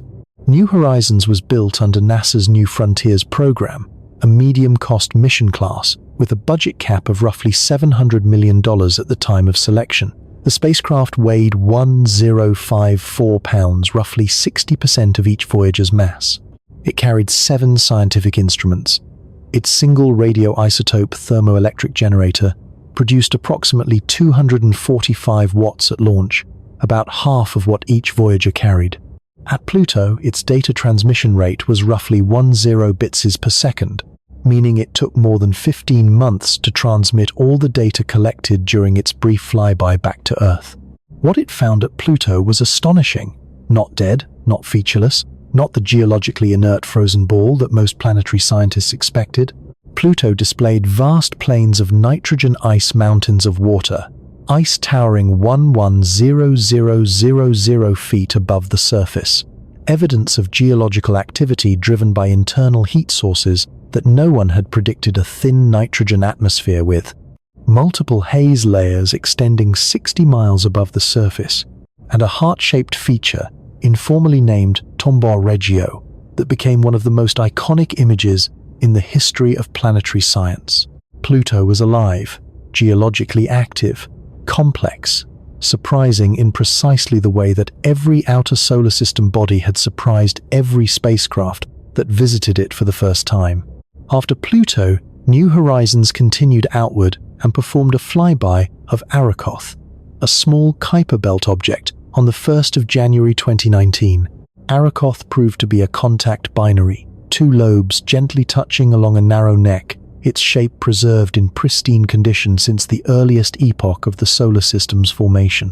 One of the most primitive, undisturbed objects ever observed up close by human instruments. New Horizons was a triumph. But New Horizons was explicitly not a Voyager. It visited one major target in flyby mode. It did not visit any of the 4 giant planets during its primary mission. Its budget cap constrained what it could carry, how much power it had, how fast it could transmit data. It was built to be lean and fast and focused, efficient in the way that a precision tool is efficient, the opposite of the expansive, system-spanning philosophy that made Voyager iconic. The New Frontiers cost cap that enabled New Horizons to exist also constrained what it could attempt. A mission that tried to replicate Voyager's multi-planet survey under a $700 million ceiling would have failed at the intersection of physics and arithmetic. The ambition does not fit inside the budget, not because anyone made a wrong decision, but because the budget categories were designed for a different kind of science than Voyager represented. And here is the structural reality that no amount of scientific enthusiasm can overcome. Beginning in the 1990s, NASA organized its planetary exploration program into a tiered system of mission classes. Discovery missions sit at the bottom, currently capped under $500 million, designed for focused investigations at single targets. New Frontiers missions occupy the middle tier, currently capped around $900 million, allowing somewhat more ambitious objectives, while still requiring tight scientific focus. Flagship missions sit at the top, with budgets typically exceeding $2 billion, the most capable and expensive category designed for the most complex investigations at the most important destinations. This tiered system was a deliberate response to the cost overruns and schedule disasters that had plagued missions like Galileo. By imposing cost caps and competitive selection processes, NASA created a pipeline that produces a steady cadence of missions rather than placing all its resources into single enormous projects that could fail catastrophically. The system works. Since its implementation, NASA has launched more planetary missions per decade than it managed during the lost decade of the 1980s. The science return has been consistently high. The failure rate has been low. But the tiered system has an unintended consequence that almost nobody discusses openly. It makes a Voyager-class mission structurally impossible to propose. A mission designed to visit multiple outer planets in flyby mode does not fit neatly into any tier. It is too expensive for new frontiers. It is too broad for a flagship which is expected to focus intensively on a single target system to justify the billions of dollars required to build and operate it. It does not align with the decadal survey process, which evaluates competing proposals based on their ability to address specific, well-defined scientific questions at specific destinations. A scientist who stood up before a selection committee and proposed a modern Voyager, a spacecraft designed to fly past Uranus-Neptune and then continue outward into interstellar space, would face immediate resistance on multiple fronts. The planetary science community would ask why a flyby was preferable to an orbiter that could study one of those planets in genuine depth. The budget reviewers would question whether a multi-destination flyby offered better scientific return per dollar than two focused missions to individual targets. The decadal survey panel would struggle to rank it against proposals that addressed more specific scientific questions with higher confidence of success. The irony is devastating. Voyager succeeded precisely because it was broad. Its flybys of 4 planetary systems produced discoveries that no one had anticipated. Discoveries that could not have been predicted in advance, and therefore could not have been used to justify a focused mission to any specific destination: the volcanoes on Io, the fractured ice of Europa, the hydrocarbon chemistry of Titan, the nitrogen geysers of Triton. None of these appeared in any pre-mission scientific justification. They were found because Voyager went to places no spacecraft had visited before and looked at everything it could see. The breadth was not a compromise. The breadth was the entire point, and the modern mission architecture has no mechanism for reproducing it, no budget tier that accommodates it, no evaluation framework that rewards it, no institutional process that can recognize the value of going somewhere simply because no one has been there before without a pre-specified list of questions to be answered at a pre-specified destination. The system that replaced the conditions that produced Voyager is in many ways a better system for doing the science it was designed to do. But it cannot do what Voyager did. The architecture does not allow it. The evaluation criteria do not favor it.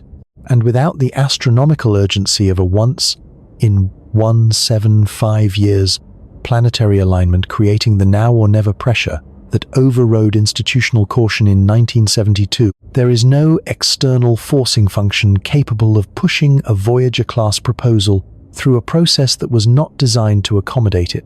Every mission that came after Voyager was shaped by a different set of constraints. Galileo by the shuttle's failures, Cassini by the need for depth over breadth and international cost-sharing, New Horizons by a cost cap that limited its scope. Each was excellent within its constraints. Each advanced human knowledge in ways that Voyager's flybys could not. But none of them was built in the same spirit as Voyager. None embraced the same tolerance for ambiguity. None was designed to survey the unknown simply because the unknown was there to be surveyed. That spirit did not die because people stopped believing in it. It faded because the structures that govern how space missions are proposed, evaluated, funded, and built evolved in directions that reward focus over breadth, predictability over risk, and incremental depth over sweeping ambition. The modern system produces better science per mission at any single destination than Voyager delivered. But it cannot produce a Voyager. The budget structure does not support it. The evaluation criteria do not favor it. The institutional culture does not encourage it. And what remains when you strip away the budget charts and the mission architectures and the decadal survey recommendations is a quieter and more uncomfortable truth. The civilization that built the Voyagers is still here. Its scientists are still proposing, its engineers are still capable, its institutions still function. But the specific combination of circumstances that briefly aligned to make the boldest act of exploration in human history possible has not reassembled itself. And, unlike the planets, which will align again in 2153 whether humanity is ready or not, the human conditions that made Voyager possible require deliberate effort to recreate. They will not return on their own. There are 2 planets in our solar system that no spacecraft has ever orbited, not visited in flyby mode and then left behind, not observed from a distance by instruments at other destinations, never orbited, never studied from close proximity across more than a few days of frantic data collection by a spacecraft screaming past at tens of thousands of miles per hour. 2 of the 8 major planets in our solar system have been visited exactly once each by the same spacecraft, using instruments designed in the early 1970s during encounters that lasted a matter of days. Nearly 4 decades ago, Uranus, Neptune. Everything humanity knows about these worlds from direct observation fits inside the data, returned by Voyager 2 during 2 brief encounters in 1986 and 1989. Every measurement of their atmospheric composition, every image of their ring systems, every observation of their magnetic fields, every close-up photograph of their moons, it all came from a single spacecraft flying past each one at high speed, collecting data furiously during a window that opened and closed in days and then continuing outward toward the edge of the solar system and beyond. That is the entirety of the observational record. 2 encounters, 40 years ago, instruments that predate the personal computer. In any other branch of science, this level of data scarcity about objects of this importance would be considered an emergency. A geologist who had visited a mountain range exactly once 40 years ago with instruments from the 1970s and had never returned would not be considered to have adequately characterized that mountain range. An oceanographer who had sampled a particular region of the deep ocean during a single expedition 4 decades ago would acknowledge that the record was thin, preliminary, a starting point, rather than a complete description. The scientific community would regard further investigation as not merely desirable but essential. In planetary science, this is simply the situation with the ice giants, and it has been the situation for 40 years, with no prospect of immediate change. The question of why this matters, why Uranus and Neptune deserve more than the brief attention Voyager paid them, begins with what Voyager actually found when it flew past. Both planets revealed themselves as genuinely strange in ways that remain unexplained. Uranus rolled on its side, its rotational axis tilted 98 degrees, a configuration whose origin still divides theorists. Its magnetic field emerged from a point offset from the planet's center, at an angle of 60 degrees from its rotational axis, a geometry so unusual that no dynamo model developed before or since has fully accounted for it. Its atmosphere appeared nearly featureless in visible light during the 1986 encounter, a pale blue-green serenity that subsequent Earth-based observation has revealed to be deceptive.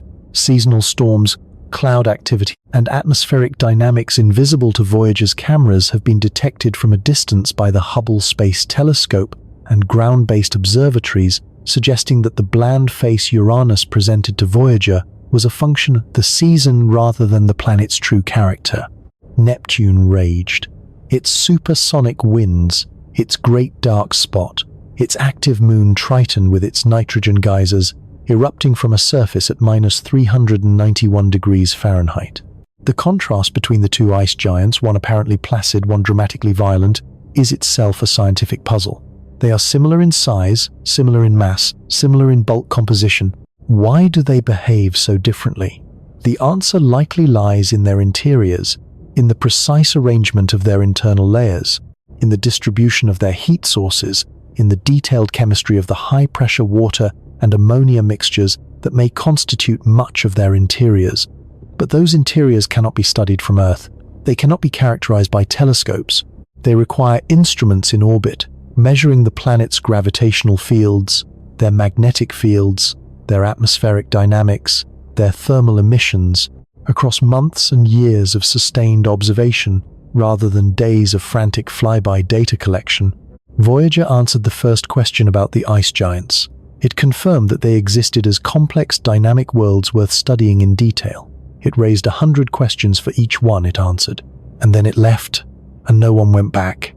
The scientific case for returning to the ice giants has been building for decades, but it acquired new urgency in the years following Voyager's encounters from a direction that no one in 1989 could have anticipated: the study of planets orbiting other stars. The first confirmed detection of an exoplanet orbiting a sun-like star came in 1995, 6 years after Voyager 2's Neptune encounter. Since then, the catalogue of known exoplanets has grown to more than 5,000 confirmed worlds, with thousands more candidates awaiting confirmation.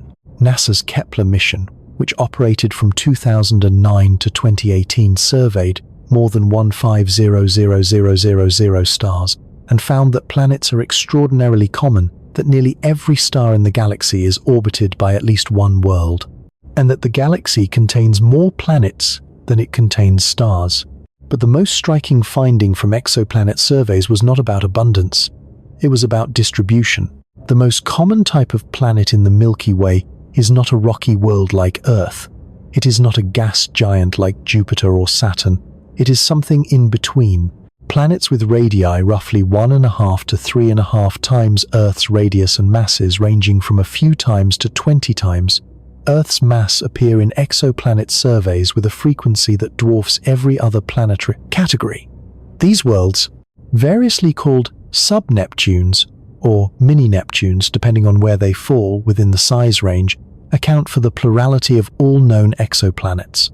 Statistical analyses suggest they may orbit the majority of sun-like stars in the galaxy.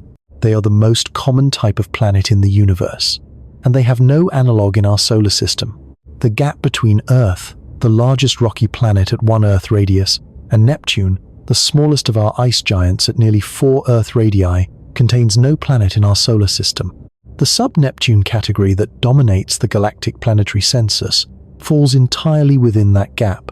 We have nothing in our own backyard to study directly that corresponds to the most common planetary type in the universe. Nothing that is except Uranus and Neptune themselves. Uranus and Neptune are the closest analogues available to the sub-Neptune worlds that surveys suggest surround most of the stars humanity will ever observe. Their bulk compositions, their internal structures, their atmospheric dynamics, their magnetic field geometries are the best available proxies for understanding what the most common type of planet in the galaxy looks like from the inside. Every time an astronomer detects a sub-Neptune orbiting a distant star and attempts to model its interior, interpret its atmospheric spectrum, or assess its potential habitability, they are working with models constrained by data from 2 brief Voyager flybys and decades of distant telescopic observation. The models are incomplete, the data is thin, the uncertainties are large. An orbiter mission to Uranus, equipped with modern instruments designed to characterize the planet's gravity field and magnetic field, to atmospheric composition and internal structure, across years of sustained observation, would not just advance our understanding of one planet in our solar system. It would provide the ground truth needed to interpret the atmospheres and interiors of the most common type of planet in the observable universe. This is not a narrow scientific argument, it is a foundational one. In 2022, the National Academies of Sciences released its Planetary Science and Astrobiology Decadal Survey for the decade spanning 2023 to 2032. The Decadal Survey is the most influential document in American planetary science. It represents the consensus of hundreds of scientists across multiple review panels, evaluating dozens of competing mission proposals, prioritizing objectives based on scientific merit, technical readiness, and strategic importance. Its recommendations carry enormous weight in how NASA allocates its planetary science budget. The survey's top priority recommendation for a new flagship mission was a Uranus orbiter and probe, not Mars, not Europa, not Enceladus, not the Moon, Uranus. The panel concluded that a dedicated orbital mission to the seventh planet, carrying an atmospheric entry probe that would descend into Uranus's cloud layers as Galileo's probe had descended into Jupiter's, represented the single most important step NASA's planetary science program could take in the coming decade. The scientific case was compelling across multiple dimensions simultaneously, understanding ice giant interiors and atmospheres, characterizing the anomalous magnetic field, studying the moons, several of which showed evidence of possible subsurface oceans, providing ground truth for the interpretation of sub-Neptune exoplanets, and completing a survey of the solar system's major planets that Voyager began 4 decades ago and that has remained unfinished ever since. The recommendation was unanimous among the panel members, clear, specific, and thoroughly justified. And as of this moment in 2026, the Uranus orbiter and probe has not been formally approved for development. NASA has funded preliminary studies. Engineers at the Jet Propulsion Laboratory and the Johns Hopkins University Applied Physics Laboratory have worked on mission concepts, spacecraft designs, trajectory options, instrument suites. The technical work has proceeded. The scientific community has maintained its advocacy. But the transition from a recommended priority in a decadal survey to a funded development program requires a sustained budget commitment of several $1 billion across more than a decade. That commitment has not materialized. The mission faces every structural challenge that has prevented outer planet flagships from advancing for decades. It is expensive. Its development timeline stretches across multiple presidential administrations and congressional funding cycles. It requires a confirmed supply of plutonium-238 for its power source. It must compete for funding against ongoing commitments to Mars, sample return the Europa Clipper, currently in flight toward Jupiter's ocean moon, the Artemis program's human spaceflight objectives, and the operational costs of existing missions, including the 2 Voyagers themselves. The decadal survey can recommend, only Congress can fund, and Congress has not yet written the check. The Uranus orbiter would not be a Voyager. It would be a focused investigation of a single planetary system closer in philosophy to Cassini or Galileo than to the Grand Tour. It would not visit Neptune. It would not continue into interstellar space. It would spend years in orbit around one planet, studying it with the depth and patience that Voyager's brief flyby could not provide. And it struggles to move from recommendation to reality for reasons that have become entirely familiar in the decades since Voyager proved what deep space exploration could accomplish. Even when the scientific case is overwhelming, even when the expert community reaches unanimous consensus on what should be done next, the institutional and political machinery required to convert that consensus into a launched spacecraft operates on timescales and under constraints that have little to do with scientific merit. The best mission concept in the world is just a document until someone writes the check. Beyond the ice giants, beyond the boundary of the planetary system entirely, there is a question that haunts the people who work most closely with the Voyager spacecraft. What happens when they fall silent? Voyager 1 entered interstellar space in August of 2012. Voyager 2 followed in November of 2018. Both spacecraft are currently transmitting data from the interstellar medium, the diffuse gas and magnetic fields that fill the space between stars. Their measurements represent the only direct observations of interstellar space ever made. No other instrument in human history has sampled this region from within it. Everything else that science knows about the interstellar medium comes from remote observation from telescopes, studying its effects on light passing through it from theoretical models constrained by those distant observations. The Voyagers are the only ground truth, and the Voyagers are dying. Their instruments are being shut down one by one as power declines. Their aging detectors, designed in the early 1970s, are losing sensitivity. Their computers running assembly code written half a century ago require increasing care to maintain. The engineering team responsible for keeping them alive has shrunk to roughly a dozen people working out of offices at JPL. When the last instrument on each spacecraft finally loses power, sometime in the early 2030s, if everything goes well, the Voyagers will become inert. They will emit no signals. They will detect nothing. they will simply drift outward through the interstellar medium in silence, carrying their golden records through a darkness that has no end. And behind them, in the direction of the pale blue dot they left behind nearly 50 years ago, there is nothing following them. No successor instrument is currently in flight. No dedicated interstellar probe is in production. The question of what lies in the interstellar medium, beyond the distances the Voyagers have reached, what the global structure of the heliosphere looks like from the outside, how the sun's magnetic bubble interacts with the surrounding interstellar gas and dust will go unanswered for decades or more after the Voyagers fall silent. The most developed proposal for addressing this gap is a concept known simply as the interstellar probe, led by researchers at the Johns Hopkins University Applied Physics Laboratory. The concept has been studied in detail across multiple years of analysis. It envisions a spacecraft launched in the late 2030s or early 2040s on a heavy-lift rocket performing a close Jupiter gravity assist to achieve a heliocentric velocity of roughly 6 to 7 astronomical units a year. For comparison, Voyager 1 currently travels at approximately 3.6 astronomical units per year. The interstellar probe would be nearly twice as fast, reaching 100 astronomical units, roughly the distance Voyager 1 needed more than 35 years to achieve in approximately 15 years. At that speed, the spacecraft could reach 300 to 1000 astronomical units within a 50-year mission lifetime, distances at which the global structure of the heliosphere becomes observable from the outside rather than from within. The spacecraft would carry modern instruments vastly more capable than Voyager's aging detectors, designed specifically to characterize the interstellar medium, to measure its magnetic fields and plasma densities and cosmic ray fluxes with the precision that 1970s technology could not achieve. It would address fundamental questions that Voyager raised, but could not fully answer, because its instruments were already decades old when it crossed the heliopause. What is the global shape of the heliosphere? Ground-based observations and models suggest it may be roughly spherical or comet-shaped, with a long tail stretching away from the direction of the sun's motion through galaxy. Voyager 1 and 2 entered the heliosphere at 2 points, separated by only about 60 degrees of angular separation on the sky. 2 data points cannot determine a global shape.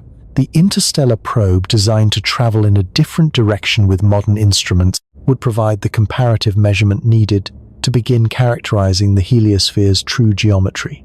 How does the heliosphere interact with the local interstellar cloud, the particular region of the interstellar medium through which the sun is currently passing? The sun has been traversing this cloud for thousands of years and will continue through it for thousands more. Its properties, its density, its magnetic field, strength, and orientation, its temperature directly influence the heliosphere's size and structure, and therefore the degree to which the heliosphere shields the inner solar system from galactic cosmic rays. Understanding the local interstellar environment is not merely an academic exercise. It has direct implications for understanding the radiation environment that life on Earth has evolved within. The science case for the interstellar probe is compelling. The technical concept is feasible with existing propulsion technology. The trajectory has been analyzed in detail. The instrument suite has been specified. The mission was studied at NASA's request and submitted to support the Heliophysics Decadal Survey covering 2024 to 2033.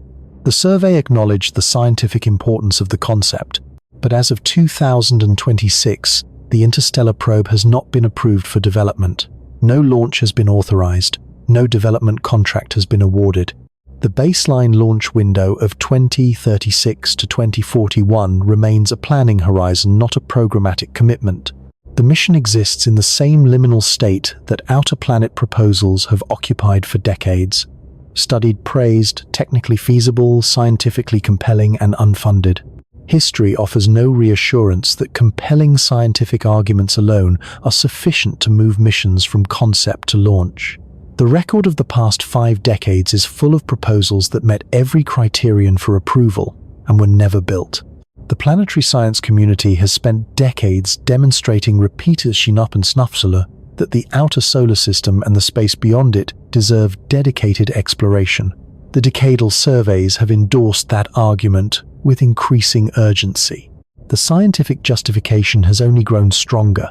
as exoplanet surveys revealed the ice giant's relevance to galactic-scale questions about the most common planetary type in the universe.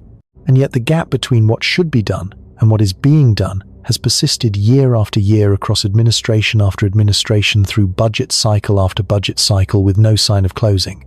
NASA's IMAP mission, the Interstellar Mapping and Acceleration Probe, launched in September 2025 and is now operating at the Sun-Earth Lagrange point, approximately 1 million miles from Earth. It carries 10 scientific instruments designed to study the heliosphere's boundaries by detecting energetic neutral atoms, charged particles that have been neutralized, and can therefore travel in straight lines from the heliosphere's edge to IMAP's detectors without being deflected by magnetic fields. IMAP is producing valuable science. Its measurements are expanding humanity's understanding of the heliosphere's structure and dynamics. It is a genuine contribution to the questions that the interstellar probe would address more directly. But IMAP does not leave the inner solar system. It observes the heliosphere's boundaries remotely from a fixed vantage point, 1 million miles from Earth, inferring conditions at distances of tens or hundreds of astronomical units from the signatures carried by particles that have traveled inward from those distances. It is extraordinary remote sensing. It is not the same as being there. There is a difference between watching an ocean from shore and sailing into it. Voyager sailed into it. The instruments it carries are dying. Nothing has been launched to follow it, and the shore is very far away. China has proposed its own effort toward interstellar exploration, a program called Interstellar Express, known in Chinese as Haiqing, which envisions sending 2 probes in opposite directions through the heliosphere. One would travel through the nose of the heliosphere, the direction the sun is moving through the galaxy. The other would head toward the tail. The concept has been studied since at least 2014. If realized, it would provide the comparative measurements of the heliosphere's structure that no single probe mission could deliver. As of 2026, no confirmed launch date for the interstellar components of this program has been established. The concept remains under development. Whether it will progress to a funded mission with a confirmed launch schedule is uncertain.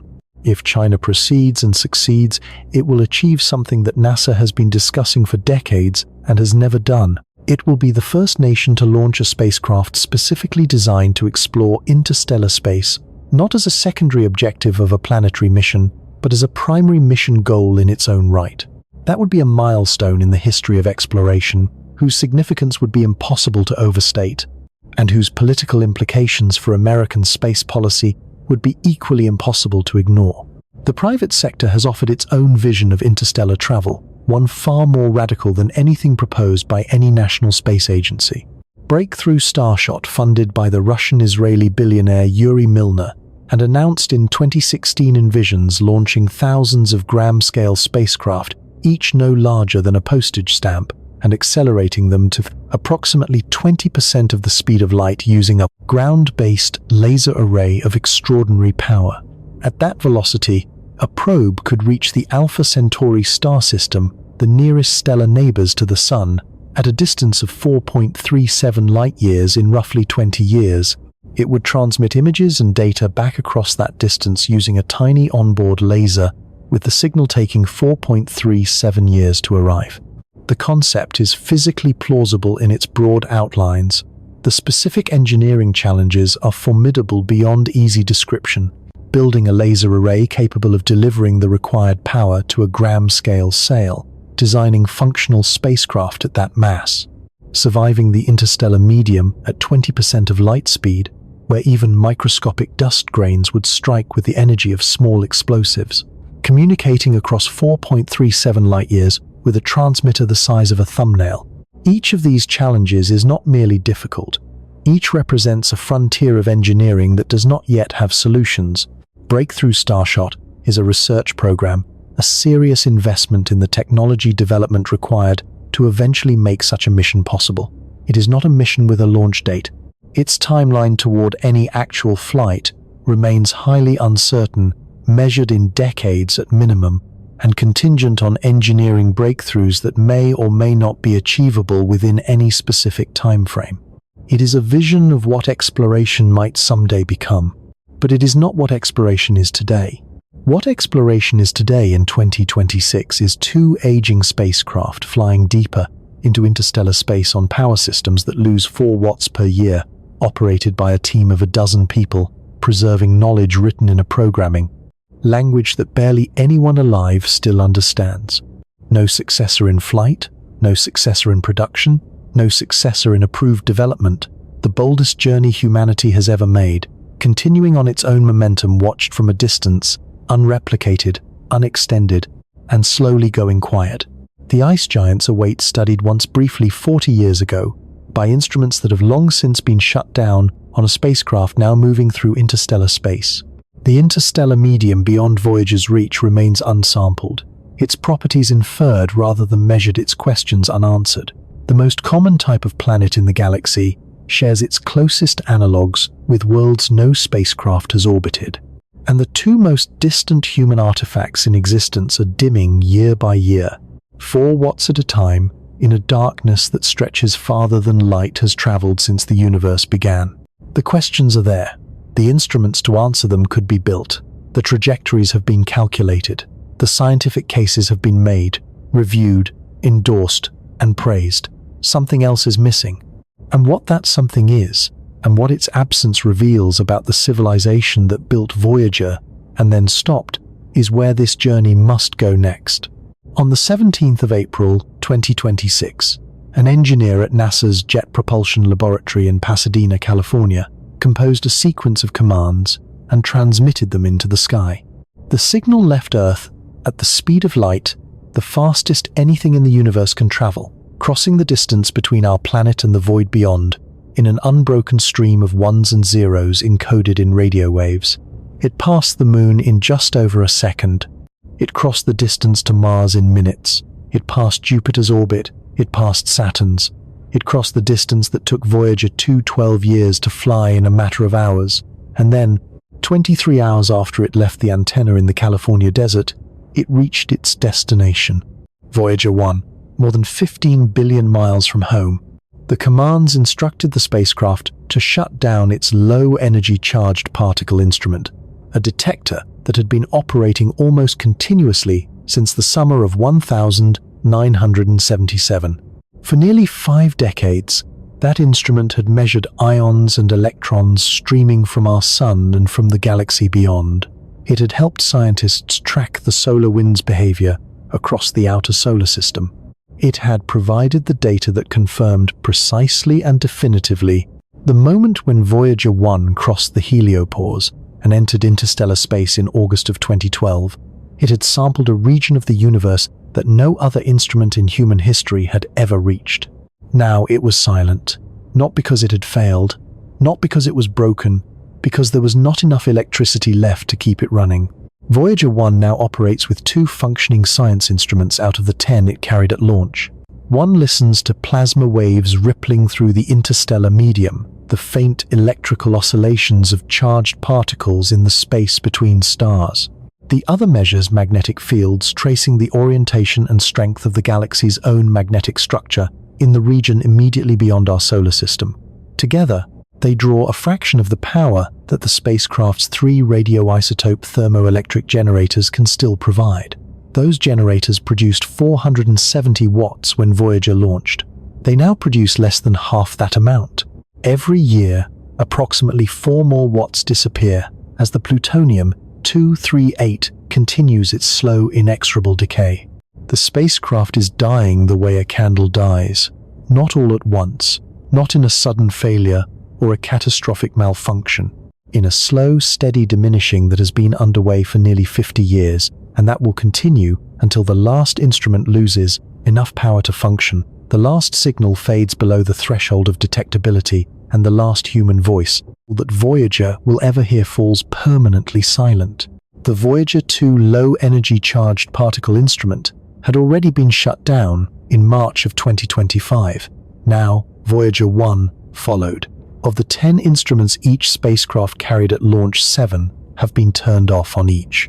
The remaining instruments measure what they can with what power they have. They send their findings back to Earth across a distance that light itself needs nearly a full day to cross, transmitted on a radio signal radiating approximately 12 watts of power, 12 watts, the output of a dim refrigerator light bulb, crossing 15 billion miles, arriving at antennas in the California desert and in Madrid and in Canberra as a signal so faint that the receiving dishes must be 70 meters across nearly the height of a 20-story building just to detect it reliably. The engineers at JPL process that signal through equipment that amplifies it billions of times before the data becomes legible. And what arrives after all of that amplification, after all of that distance, is a data stream at a rate of roughly 160 bits per second, less than 1/1,000,000th the speed of a modern home internet connection, a trickle of information from the farthest place a human artifact has ever been. Later in 2026, around the middle of November, Voyager 1 will reach a milestone that has no scientific significance, but carries an emotional weight that is difficult to fully articulate. It will become the first human-made object to travel one full light day from Earth. One light day. The distance that light traveling at 186,000 miles per second covers in 24 hours, roughly 25.9 billion kilometers.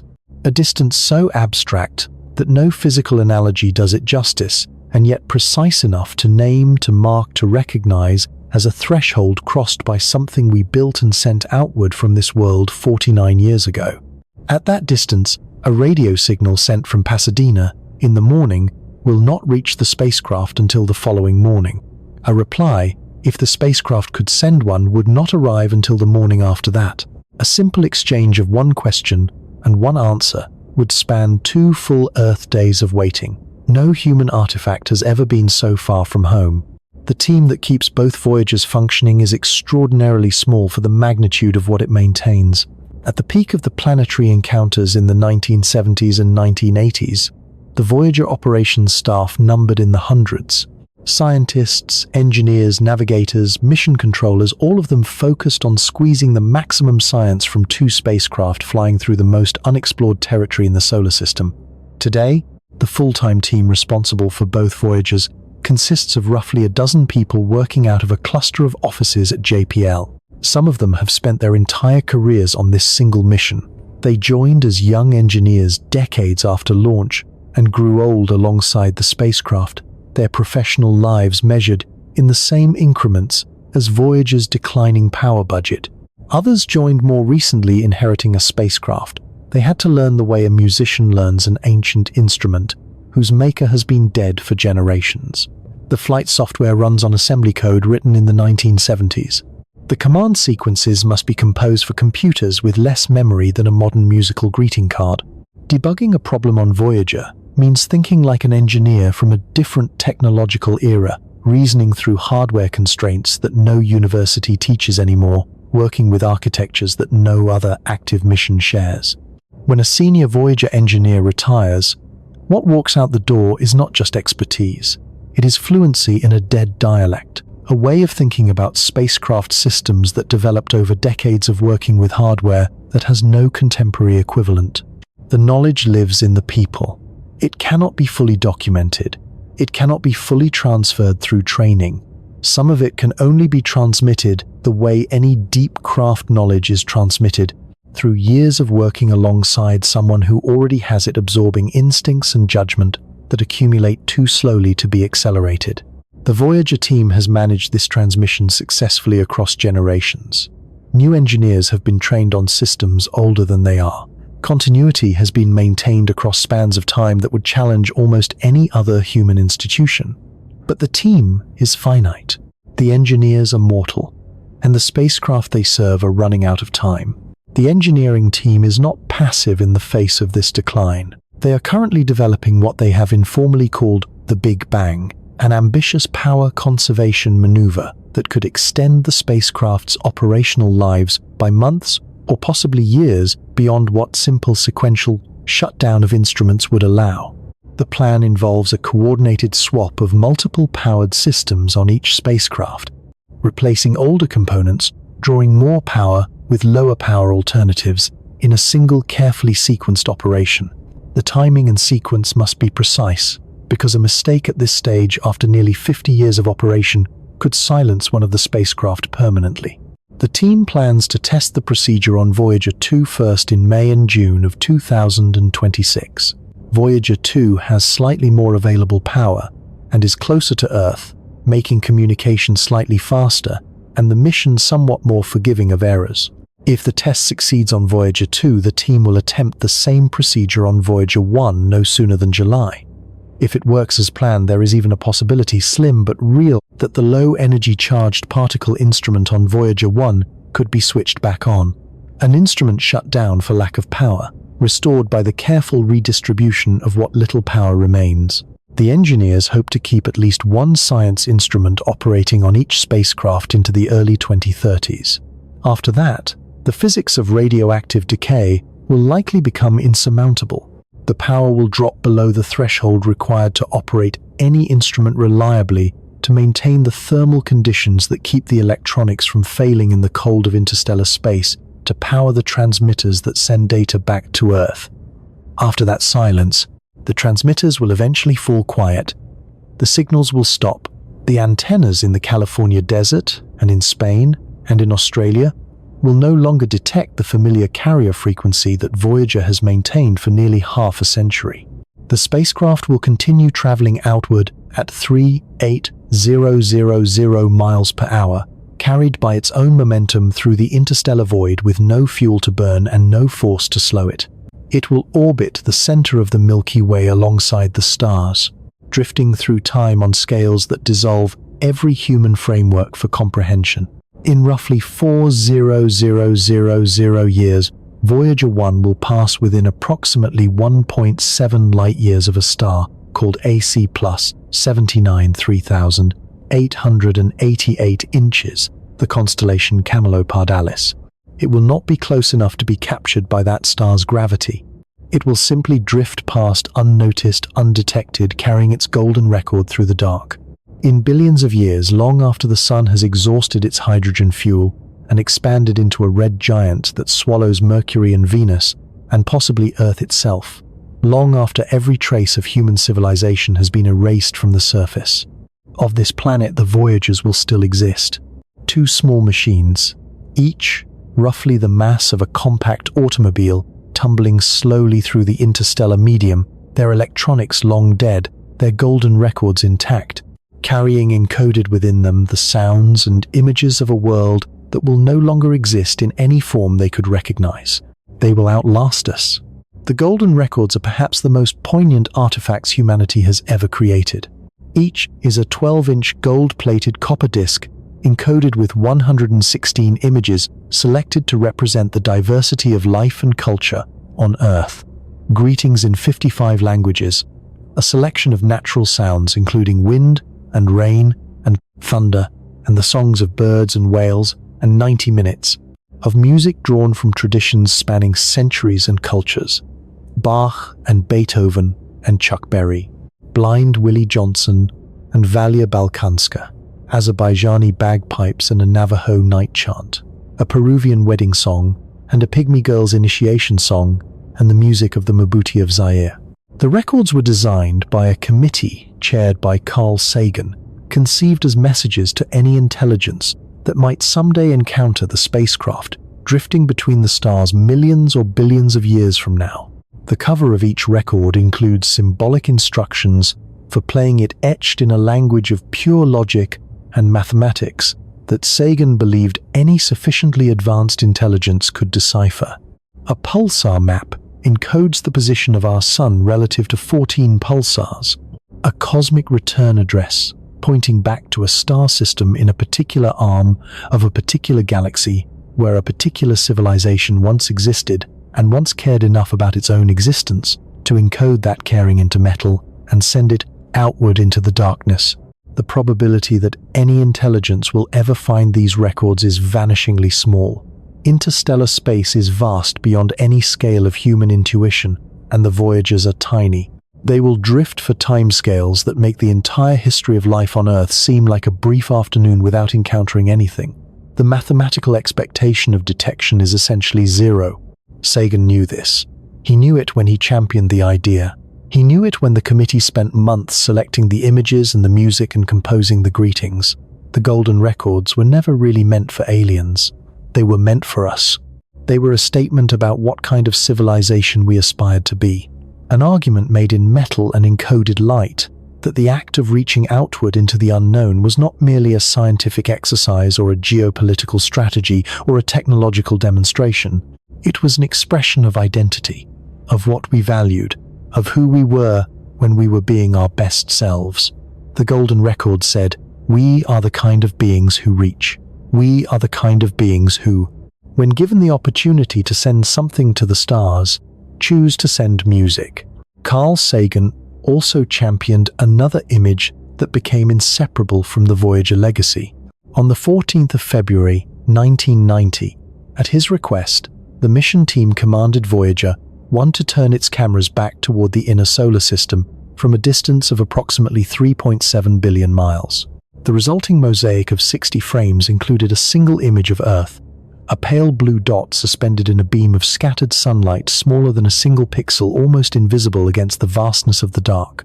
Sagan wrote about that image with a clarity that has not diminished in the decades since. He described the dot as every human being who ever lived, every king and peasant, every young couple in love, every mother and father, every inventor and explorer, every teacher of morals, every corrupt politician, every superstar, every supreme leader, every saint and sinner in the history of our species. He wrote that the image underscored our responsibility to deal more kindly with one another and to preserve and cherish the pale blue dot, the only home we have ever known.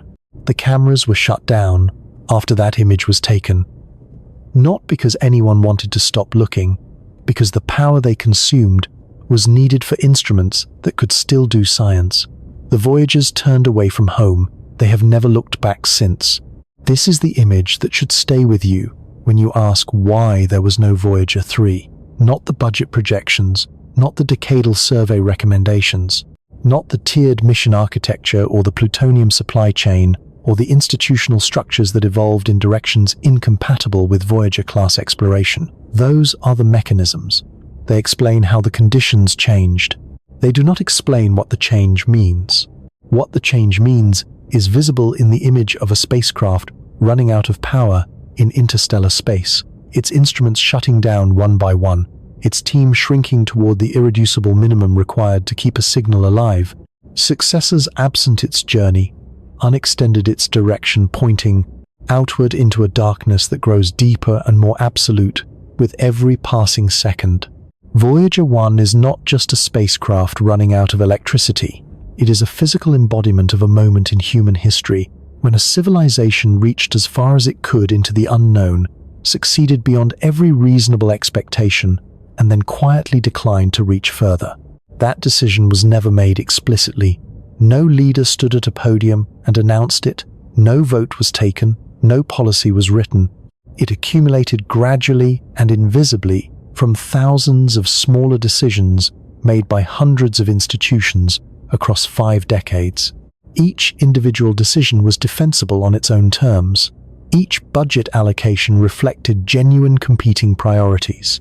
Each mission selection followed a rational process designed to maximize scientific return within available resources. No single person or institution bears responsibility for the outcome. And yet the outcome is undeniable. The most extraordinary model of deep space exploration that humanity has ever demonstrated was never repeated. The spacecraft that proved the outer solar system was reachable received no successors in flight. The mission that crossed into interstellar space will be followed by silence rather than by something better. There is a way of understanding human progress that assumes exploration is cumulative. Each generation pushes further than the one before. The arc bends outward, always outward toward greater distance and greater understanding. We reached the moon, so naturally we would go to Mars. We sent probes to the outer planets, so naturally we would send better probes to the stars. The logic feels inevitable. The direction feels fixed. Voyager's legacy challenges this assumption in a way that most people find genuinely uncomfortable, because the record does not show cumulative expansion. It shows episodes.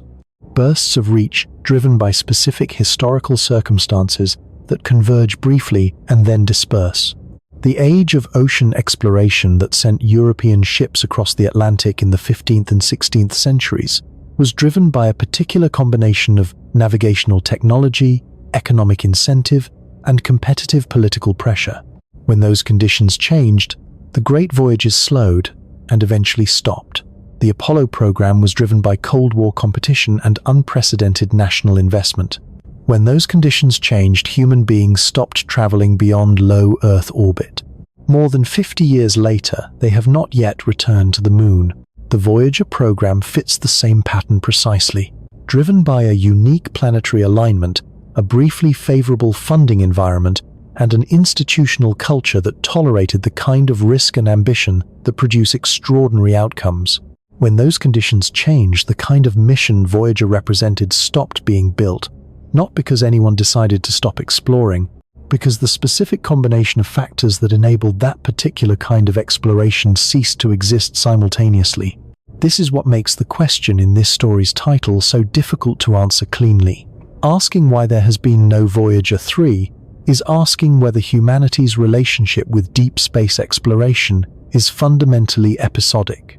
Whether our most ambitious journeys are isolated spikes of activity separated by long plateaus of consolidation, whether the conditions required to produce another spike are within our deliberate control or largely dependent on historical accident.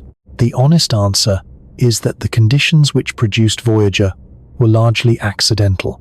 Nobody planned for the planets to align in the 1970s.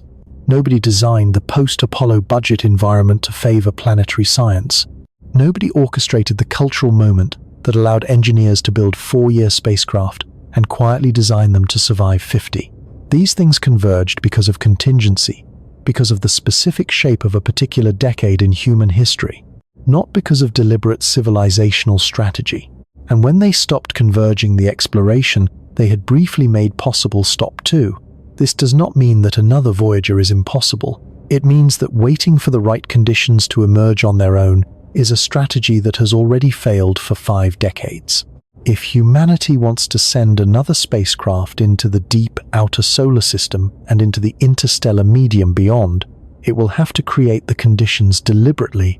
Sustained political commitment to deep space exploration as a priority rather than a budget residual. Development of propulsion technologies, nuclear electric systems, or advanced solar sail architectures that can compensate for the absence of a grand tour alignment. Investment in plutonium-238 production at rates sufficient to power ambitious missions.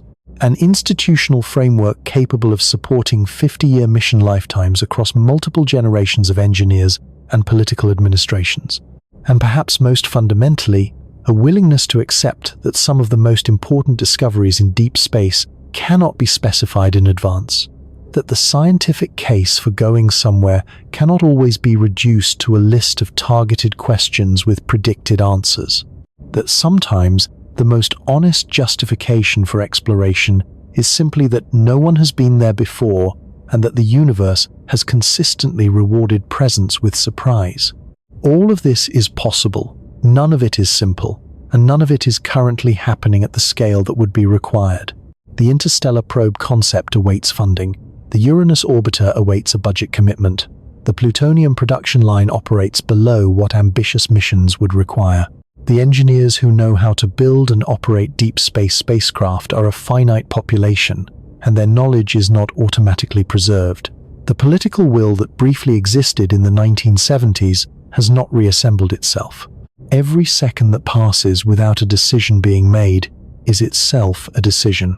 Every budget cycle that allocates funds to other priorities is a choice about what kind of civilization this is, not a conspiracy. Not a failure of any single institution, simply the accumulated weight of choices made by people doing the best they could within the constraints they faced, producing an outcome that nobody chose and that everybody with a stake in the future of exploration should find uncomfortable. The Voyagers are still out there tonight. Voyager, one more than 15 billion miles from home, its 2 remaining instruments, still listening to the whisper of the interstellar medium, its 12-watt transmitter, still pointing toward a sun that looks from where it is like just another star.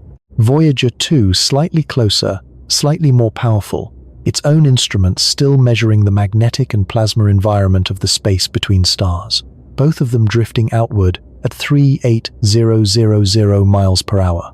The distance between them and Earth growing by 20 miles every second in a darkness so complete and a silence so absolute that no human analogy comes close. And somewhere in the direction they left behind, on a pale blue dot suspended in a beam of scattered sunlight, a handful of engineers sit in offices at a laboratory in Pasadena and listen for signals that take nearly a day to arrive. They compose commands in a programming language that belongs to another era. They calculate power budgets measured in single-digit watts. They plan for a future measured in months rather than years. And they know, with a clarity that comes only from spending a career in the presence of something extraordinary, that when the last signal fades, nothing is coming after it. Not yet, maybe not ever. Unless something changes in the combination of will and priority and institutional commitment that has been missing since the window closed in 1977 and the planets moved on and the funding contracted and the shuttle consumed the resources that might have funded the next step outward, and the decades accumulated into a half-century of absence that has become so familiar it no longer seems like an absence at all. It seems like the way things are. But the way things are is not the way things have to be. That is the final thing Voyager teaches, if you are willing to hear it. Not just what the outer solar system looks like, not just how far a machine can travel on the power of a light bulb, but what becomes possible when the conditions align, when the ambition is there and the urgency is real, and the people involved are willing to build beyond what they have been authorized to dream. Somewhere out there in the darkness past the heliopause, two small machines are still moving, still carrying their music, still pointing their antennas toward a world that launched them nearly 50 years ago and has not yet decided whether to follow. The distance grows by 20 miles every second. The candle dims by 4 watts every year. The antennas still listen, and the question hangs in the silence between the stars, patient and unresolved, growing more urgent with every year that passes, without an answer. Why have we not sent Voyager 3? Maybe the better question is whether we still remember what it cost us to send the first 2, and whether we are willing to pay that price again, not because a planetary alignment demands it, not because a Cold War compels it, not because a deadline forces it, but simply because we are the kind of civilization that reaches, because we always were, because we could be again. The warmth of that possibility is here now on this world, in this moment, in the minds of the people who still propose and still advocate and still listen to a dying signal from the edge of everything we have ever known. It is extraordinary, it is uncertain, and it is ours to choose. Right now, at this exact moment, Voyager 1 is moving away from you. Not metaphorically, not as an abstraction. At this precise second, the distance between you and the farthest thing humanity has ever made is growing by roughly half a mile. By the time you finish this sentence, it will have grown by another half mile. The spacecraft does not know you exist. It does not know that anyone is still listening. It simply travels carried by the momentum of a rocket burn that happened in the autumn of 1977, through a darkness so complete and so absolute that the nearest star, even the nearest star, is still 4 light-years away. You began this journey with a number, 15 billion miles. It seemed like an answer, a statement of achievement so large it required no further context. The farthest human artifact in existence. The first object ever built on Earth to cross into the space between the stars. A machine launched with less computing power than a modern thermostat, still transmitting data on 12 watts of power across a distance that light needs nearly a full day to cross. But the number was never the point. The number was the door. What lay behind it was the question that this entire journey has been circling, approaching from different angles, examining from different distances, unable to resolve with any single answer, because it does not have a single answer. Why did we stop? Not stop entirely. The missions continued. Galileo and Cassini and New Horizons, and Juno and the Mars rovers, and the James Webb Space Telescope, and 100 other instruments, each .im, .imo, .imen, .im, .imenry, .imenry, and Galileo and Cassini and New Horizons, and Juno, and the Mars rovers, and the James Webb Space Telescope that matter profoundly. The exploration did not end, but something specific ended, something that Voyager represented, and that nothing built since has replicated. The willingness to go somewhere simply because no one had been there before.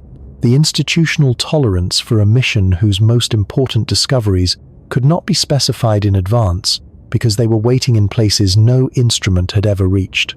The audacity of building a 4-year spacecraft and quietly designing it to last 50, not because the bureaucracy authorized it, but because the engineers understood that the universe rewards presence and the outer solar system would not wait. That specific thing ended, and it ended not with a decision but with a dispersal. The planetary alignment that created the deadline moved on. The Cold War that justified the spending concluded. The Apollo engineers who carried the culture of managed audacity retired. The budget contracted. The shuttle consumed what remained. The institutional framework evolved toward focus and depth and predictability, all of which are virtues, none of which are Voyager. Hold the full weight of what the Voyager program was in numbers plain enough to carry the truth without decoration. 2 spacecraft, built for 4 years, still operating after nearly 50. 4 planets explored across 12 years of flight. Dozens of moons revealed in close-up for the first time. Active volcanoes on Io. A possible subsurface ocean on Europa. The discovery that launched an entire generation of astrobiology. Hydrocarbon rain on Titan, confirmed a quarter-century later by the Huygens probe descending through an orange haze to a surface of frozen methane pebbles. Supersonic winds on Neptune. Nitrogen geysers on the coldest surface ever measured. Magnetic field geometries that broke every existing planetary model. The first direct measurements of interstellar space from within it. The first human artifacts to cross the heliopause and enter the space between the stars. Total cost of the entire program from approval through the Neptune encounter $865 million, roughly $3.5 billion in today's currency, for 2 spacecraft, 4 planets. The complete transformation of humanity's understanding of the outer solar system. Every single major discovery was a surprise, not a refinement of prior expectations, not a modest revision of existing models. Each was a revelation that required the scientific community to rebuild its understanding from the ground up. The breadth was not a limitation of the mission's design. The breadth was the entire point. You cannot plan for what you do not know is there. You can only go and look and be willing to be wrong about everything you assumed before you arrived. This is what the modern mission architecture cannot reproduce.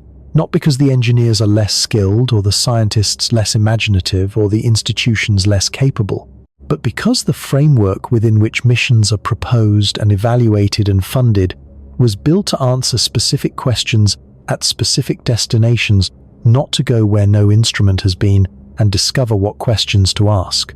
The framework is excellent at what it was designed to do. What it was designed to do is not what Voyager did. There is a kind of loss that occurs when a civilization demonstrates what it is capable of and then fails to follow through. It is not the same as never having tried. It is more complicated than that, more uncomfortable, more difficult to look at directly, because the achievement itself creates a standard. It shows the world and the civilization itself what becomes possible when the conditions align. And when the follow-through does not come, when the momentum disperses and the successes remain unbuilt, the gap between what was demonstrated and what was sustained becomes a permanent feature of the historical record. Not a scar, that is too dramatic. A gap, a space where something should be and is not. A silence in a sequence that should have continued. Humanity sent 2 machines to the edge of the solar system and beyond. They worked for decades past their design lives. They revealed worlds of stunning complexity that no one had predicted. They crossed into interstellar space and began returning the first direct measurements of the medium between stars. They demonstrated beyond any reasonable doubt that deep space exploration was possible, productive, and worth every dollar invested. And then the sequence stopped. Not because the destinations became less interesting, not because the technology failed, not because the science ran out, because the specific combination of astronomical opportunity, institutional, budget capacity, and cultural appetite for the kind of reach that Voyager represented ceased to exist at the same time. and has not reassembled itself since. The planets will align again in 2153, 127 years from now. The physics is reliable. The geometry will return, whether or not humanity is ready for it. Whether or not anyone alive at that moment understands what the alignment means, or remembers what was done with it the last time, or has maintained the institutional knowledge and engineering capability required to exploit it, that is a long time to wait. Long enough for everything to change. Long enough for the civilization that launches the next grand tour to be as different from us as we are from the civilization of 1801, when the planets last aligned, and no one on Earth had yet conceived of a spacecraft or an orbit, or a trajectory calculated to swing around a gas giant, and continue outward toward the stars. But the planets are not the only path. Propulsion technology has not stood still. Nuclear electric propulsion concepts, in which a nuclear reactor generates electricity to power ion thrusters that accelerate spacecraft continuously over months and years, rather than in a single brief chemical burn, could eventually enable missions to the outer solar system that do not depend on planetary alignments. Solar sail concepts, in which large reflective membranes are accelerated by the continuous pressure of sunlight, could offer efficient, low-cost transit for smaller payloads. Advanced radioisotope power systems, if plutonium-238 production scales as planned, could power instruments for longer than the 3 generators on each Voyager managed. The technology exists or is within reach. The trajectories have been calculated. The scientific cases have been made with increasing rigor and urgency across decades of proposals that were studied, praised, and left unfunded. What has not existed consistently and at the scale required is the decision to act, not the desire. The desire has always been there in the scientists, who have spent careers proposing missions that were never built, in the engineers who have kept dying spacecraft alive, with ingenuity and dedication that the public never fully sees, in the people who stood at JPL in 1979 and watched active volcanoes erupting on a moon of Jupiter, and understood in that moment that the universe was more extraordinary than anyone had dared to imagine. The desire has never been the limiting factor. The decision is the limiting factor. The sustained, institutionalized, politically supported, generationally maintained decision to treat the exploration of deep space not as a luxury that receives attention when resources allow, but as a priority that receives resources because the civilization has decided it is worth prioritizing. That decision has not been made. It could be. The engineers at JPL are still working. The team maintaining the Voyagers is small, but it is present. It is skilled, and it understands with a clarity earned through decades of proximity to something extraordinary what it would mean to lose the signal entirely. They are planning the Big Bang maneuver. They are calculating power budgets. They are composing commands in a programming language from another era, uplinked across a distance that light needs a full day to cross, hoping to give the 2 most distant human artifacts in existence a few more months of useful science before the physics of radioactive decay becomes insurmountable. They are doing this because someone has to, because the knowledge of how to do it lives in these specific people and will not automatically transfer when they are gone. Because the spacecraft are still there, still moving, still measuring things that no other instrument can measure, and the opportunity to learn from them is finite and diminishing and worth every effort to extend. They are doing it quietly, without fanfare, without the cultural attention that accompanied the planetary encounters of the 1970s and 1980s. Most people alive today do not know the Voyagers are still operating. Most people alive today could not name the 2 instruments still functioning on Voyager 1.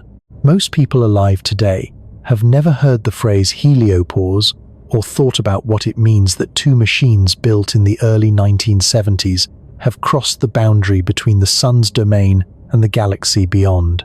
Carl Sagan understood something about this that most scientists do not. He understood that the story of exploration is not just a story about data. It is a story about meaning, about what kind of creatures we are, about what we choose to reach for when we have the opportunity to reach. He spent years arguing that the pale blue dot image should be taken not because it had scientific value, which it did not, but because it had a different kind of value. The kind that does not appear in any budget, justification or mission proposal or decadal survey recommendation. The kind that lives in the recognition of what we are and where we are and how extraordinary it is that we know it. A pale blue dot, suspended in a beam of sunlight. Every human being who ever lived, everything we have ever built, everything we have ever loved or feared or imagined or mourned, on a mote of dust, suspended in a sunbeam, as Sagan wrote, in a cosmos so vast that the light from the nearest star takes more than 4 years to reach us, even at the speed of light, and the Voyagers traveling at 3,800,000 miles per hour will not reach even that nearest star for tens of 4,000 of years. We are small. This is the fact that deep space exploration confronts you with inescapably every time you hold the true numbers in your mind. Not small in a diminishing way. Small in the way that a single candle is small in a dark room, which is to say that the smallness is real and the darkness is real, and the candle matters enormously precisely because of both. We are small, and we built machines that cross the solar system. We are small, and we pointed instruments at worlds that no eye had ever seen, and found volcanoes and oceans and rain made of methane and geysers, erupting from a surface colder than any natural place we had ever measured. We are small, and we encoded our music and our greetings and our images of ourselves into gold-plated copper discs and attached them to machines we sent into the interstellar medium, knowing that the probability of those discs ever being found was essentially zero, because the act of sending them was itself the message. We are the kind of creatures who do that. We are the kind of creatures who calculate trajectories around gas giants, decades in advance, who build spacecraft rated for 4 years and design them to last 50, who listen for signals from 15 billion miles away on 12 watts of power, who spend careers maintaining knowledge in a dead programming language so that the last instruments on 2 dying machines can measure the magnetic fields of the space between stars for a few more months before the physics becomes insurmountable. We are when we choose to be extraordinary. The choice is what matters. The choice is what has been missing. Not the capability, not the imagination, not the desire. The sustained, deliberate, generationally maintained choice to treat the exploration of the unknown as something worth the cost, worth the risk, worth the institutional commitment across decades of political turnover and budget pressure, and competing priorities. Voyager made that choice visible in metal and plutonium and assembly code and golden records. It showed what the choice looked like when it was made. It demonstrated what became possible when the conditions aligned, even briefly, even accidentally, even partially. And then the conditions dispersed, and the choice was not remade, and the window remained closed. Voyager 1 will reach 1 light day from Earth in November of this year. At that distance, the sun appears in its sky as a star, slightly brighter than its neighbors. Not the overwhelming presence that warms this planet and drives its weather and sustains its life. Just a star, one of roughly 400 billion in the Milky Way alone, one of roughly 2 trillion in the observable universe. An unremarkable middle-aged yellow dwarf in an outer spiral arm of an average galaxy in an ordinary region of a cosmos whose scale reduces every human framework for comprehension to inadequacy, and circling that star at a distance so small relative to the scale of the galaxy that it barely registers a pale blue dot. On that dot at this moment, a handful of engineers sit in offices and listen for a signal that takes nearly a day to arrive. They listen because the spacecraft is still there, because the signal is still coming, because the knowledge of what the spacecraft is measuring, what it is sending back from the only place in the universe where human instruments have ever been, is still worth having, still worth the effort of maintaining the expertise and the equipment and the institutional continuity required to receive it. They listen because when the signal stops, it will not be replaced. Not yet. Not unless something changes in the combination of political will and budget priority and institutional commitment that has defined the 5 decades since the window closed. Not unless the civilization that built the Voyagers decides deliberately and with clear understanding of what the decision costs to send something after them. The darkness between the stars is patient. It does not press. It simply extends outward in every direction farther than light has traveled since the beginning of time, indifferent to whether anything crosses it or not. The universe does not need us to explore it. It will persist in its vastness and its complexity, and its extraordinary indifference, whether we reach for it or whether we stay home. But we need to explore it, not for the data, not for the budget justification, not for the geopolitical leverage or the technological spin-offs, or the inspiration it provides to the next generation of scientists and engineers. Though all of those things are real and all of them matter, we need to explore it because we are the kind of creatures who look at the darkness between the stars and feel something that has no name in the language of budget spreadsheets or mission proposals, something closer to what Sagan felt when he argued for turning the camera back toward Earth, something that recognizes in the act of reaching a reflection of what is best in us. The Voyagers are still out there, still moving, still transmitting, still carrying their golden records through the void, their music playing in silence across distances that would require 40,000 years to cross at the speed they are traveling, drifting towards stars that will not notice their passage, through a darkness that will outlast every civilization that has ever existed or will ever exist on this particular pale blue dot. They do not know that nothing is following. They do not know that the civilization which launched them chose other priorities. They do not know that the question of their successors remains unanswered after nearly 50 years. They simply travel outward, alone, into a darkness that has no end. And back on Earth, the antennas still listen. The engineers still calculate. The signal still arrives faint as the memory of a candle burned in a room you left decades ago, crossing 15 billion miles on 12 watts of power to reach a dish in the California desert where someone is still paying attention. Still paying attention. For now, a single candle burning in a darkness that stretches farther than light has traveled since the beginning of time. Its warmth is real. Its light is real. It is extraordinary. It is temporary. And what comes after it is entirely and only up to us.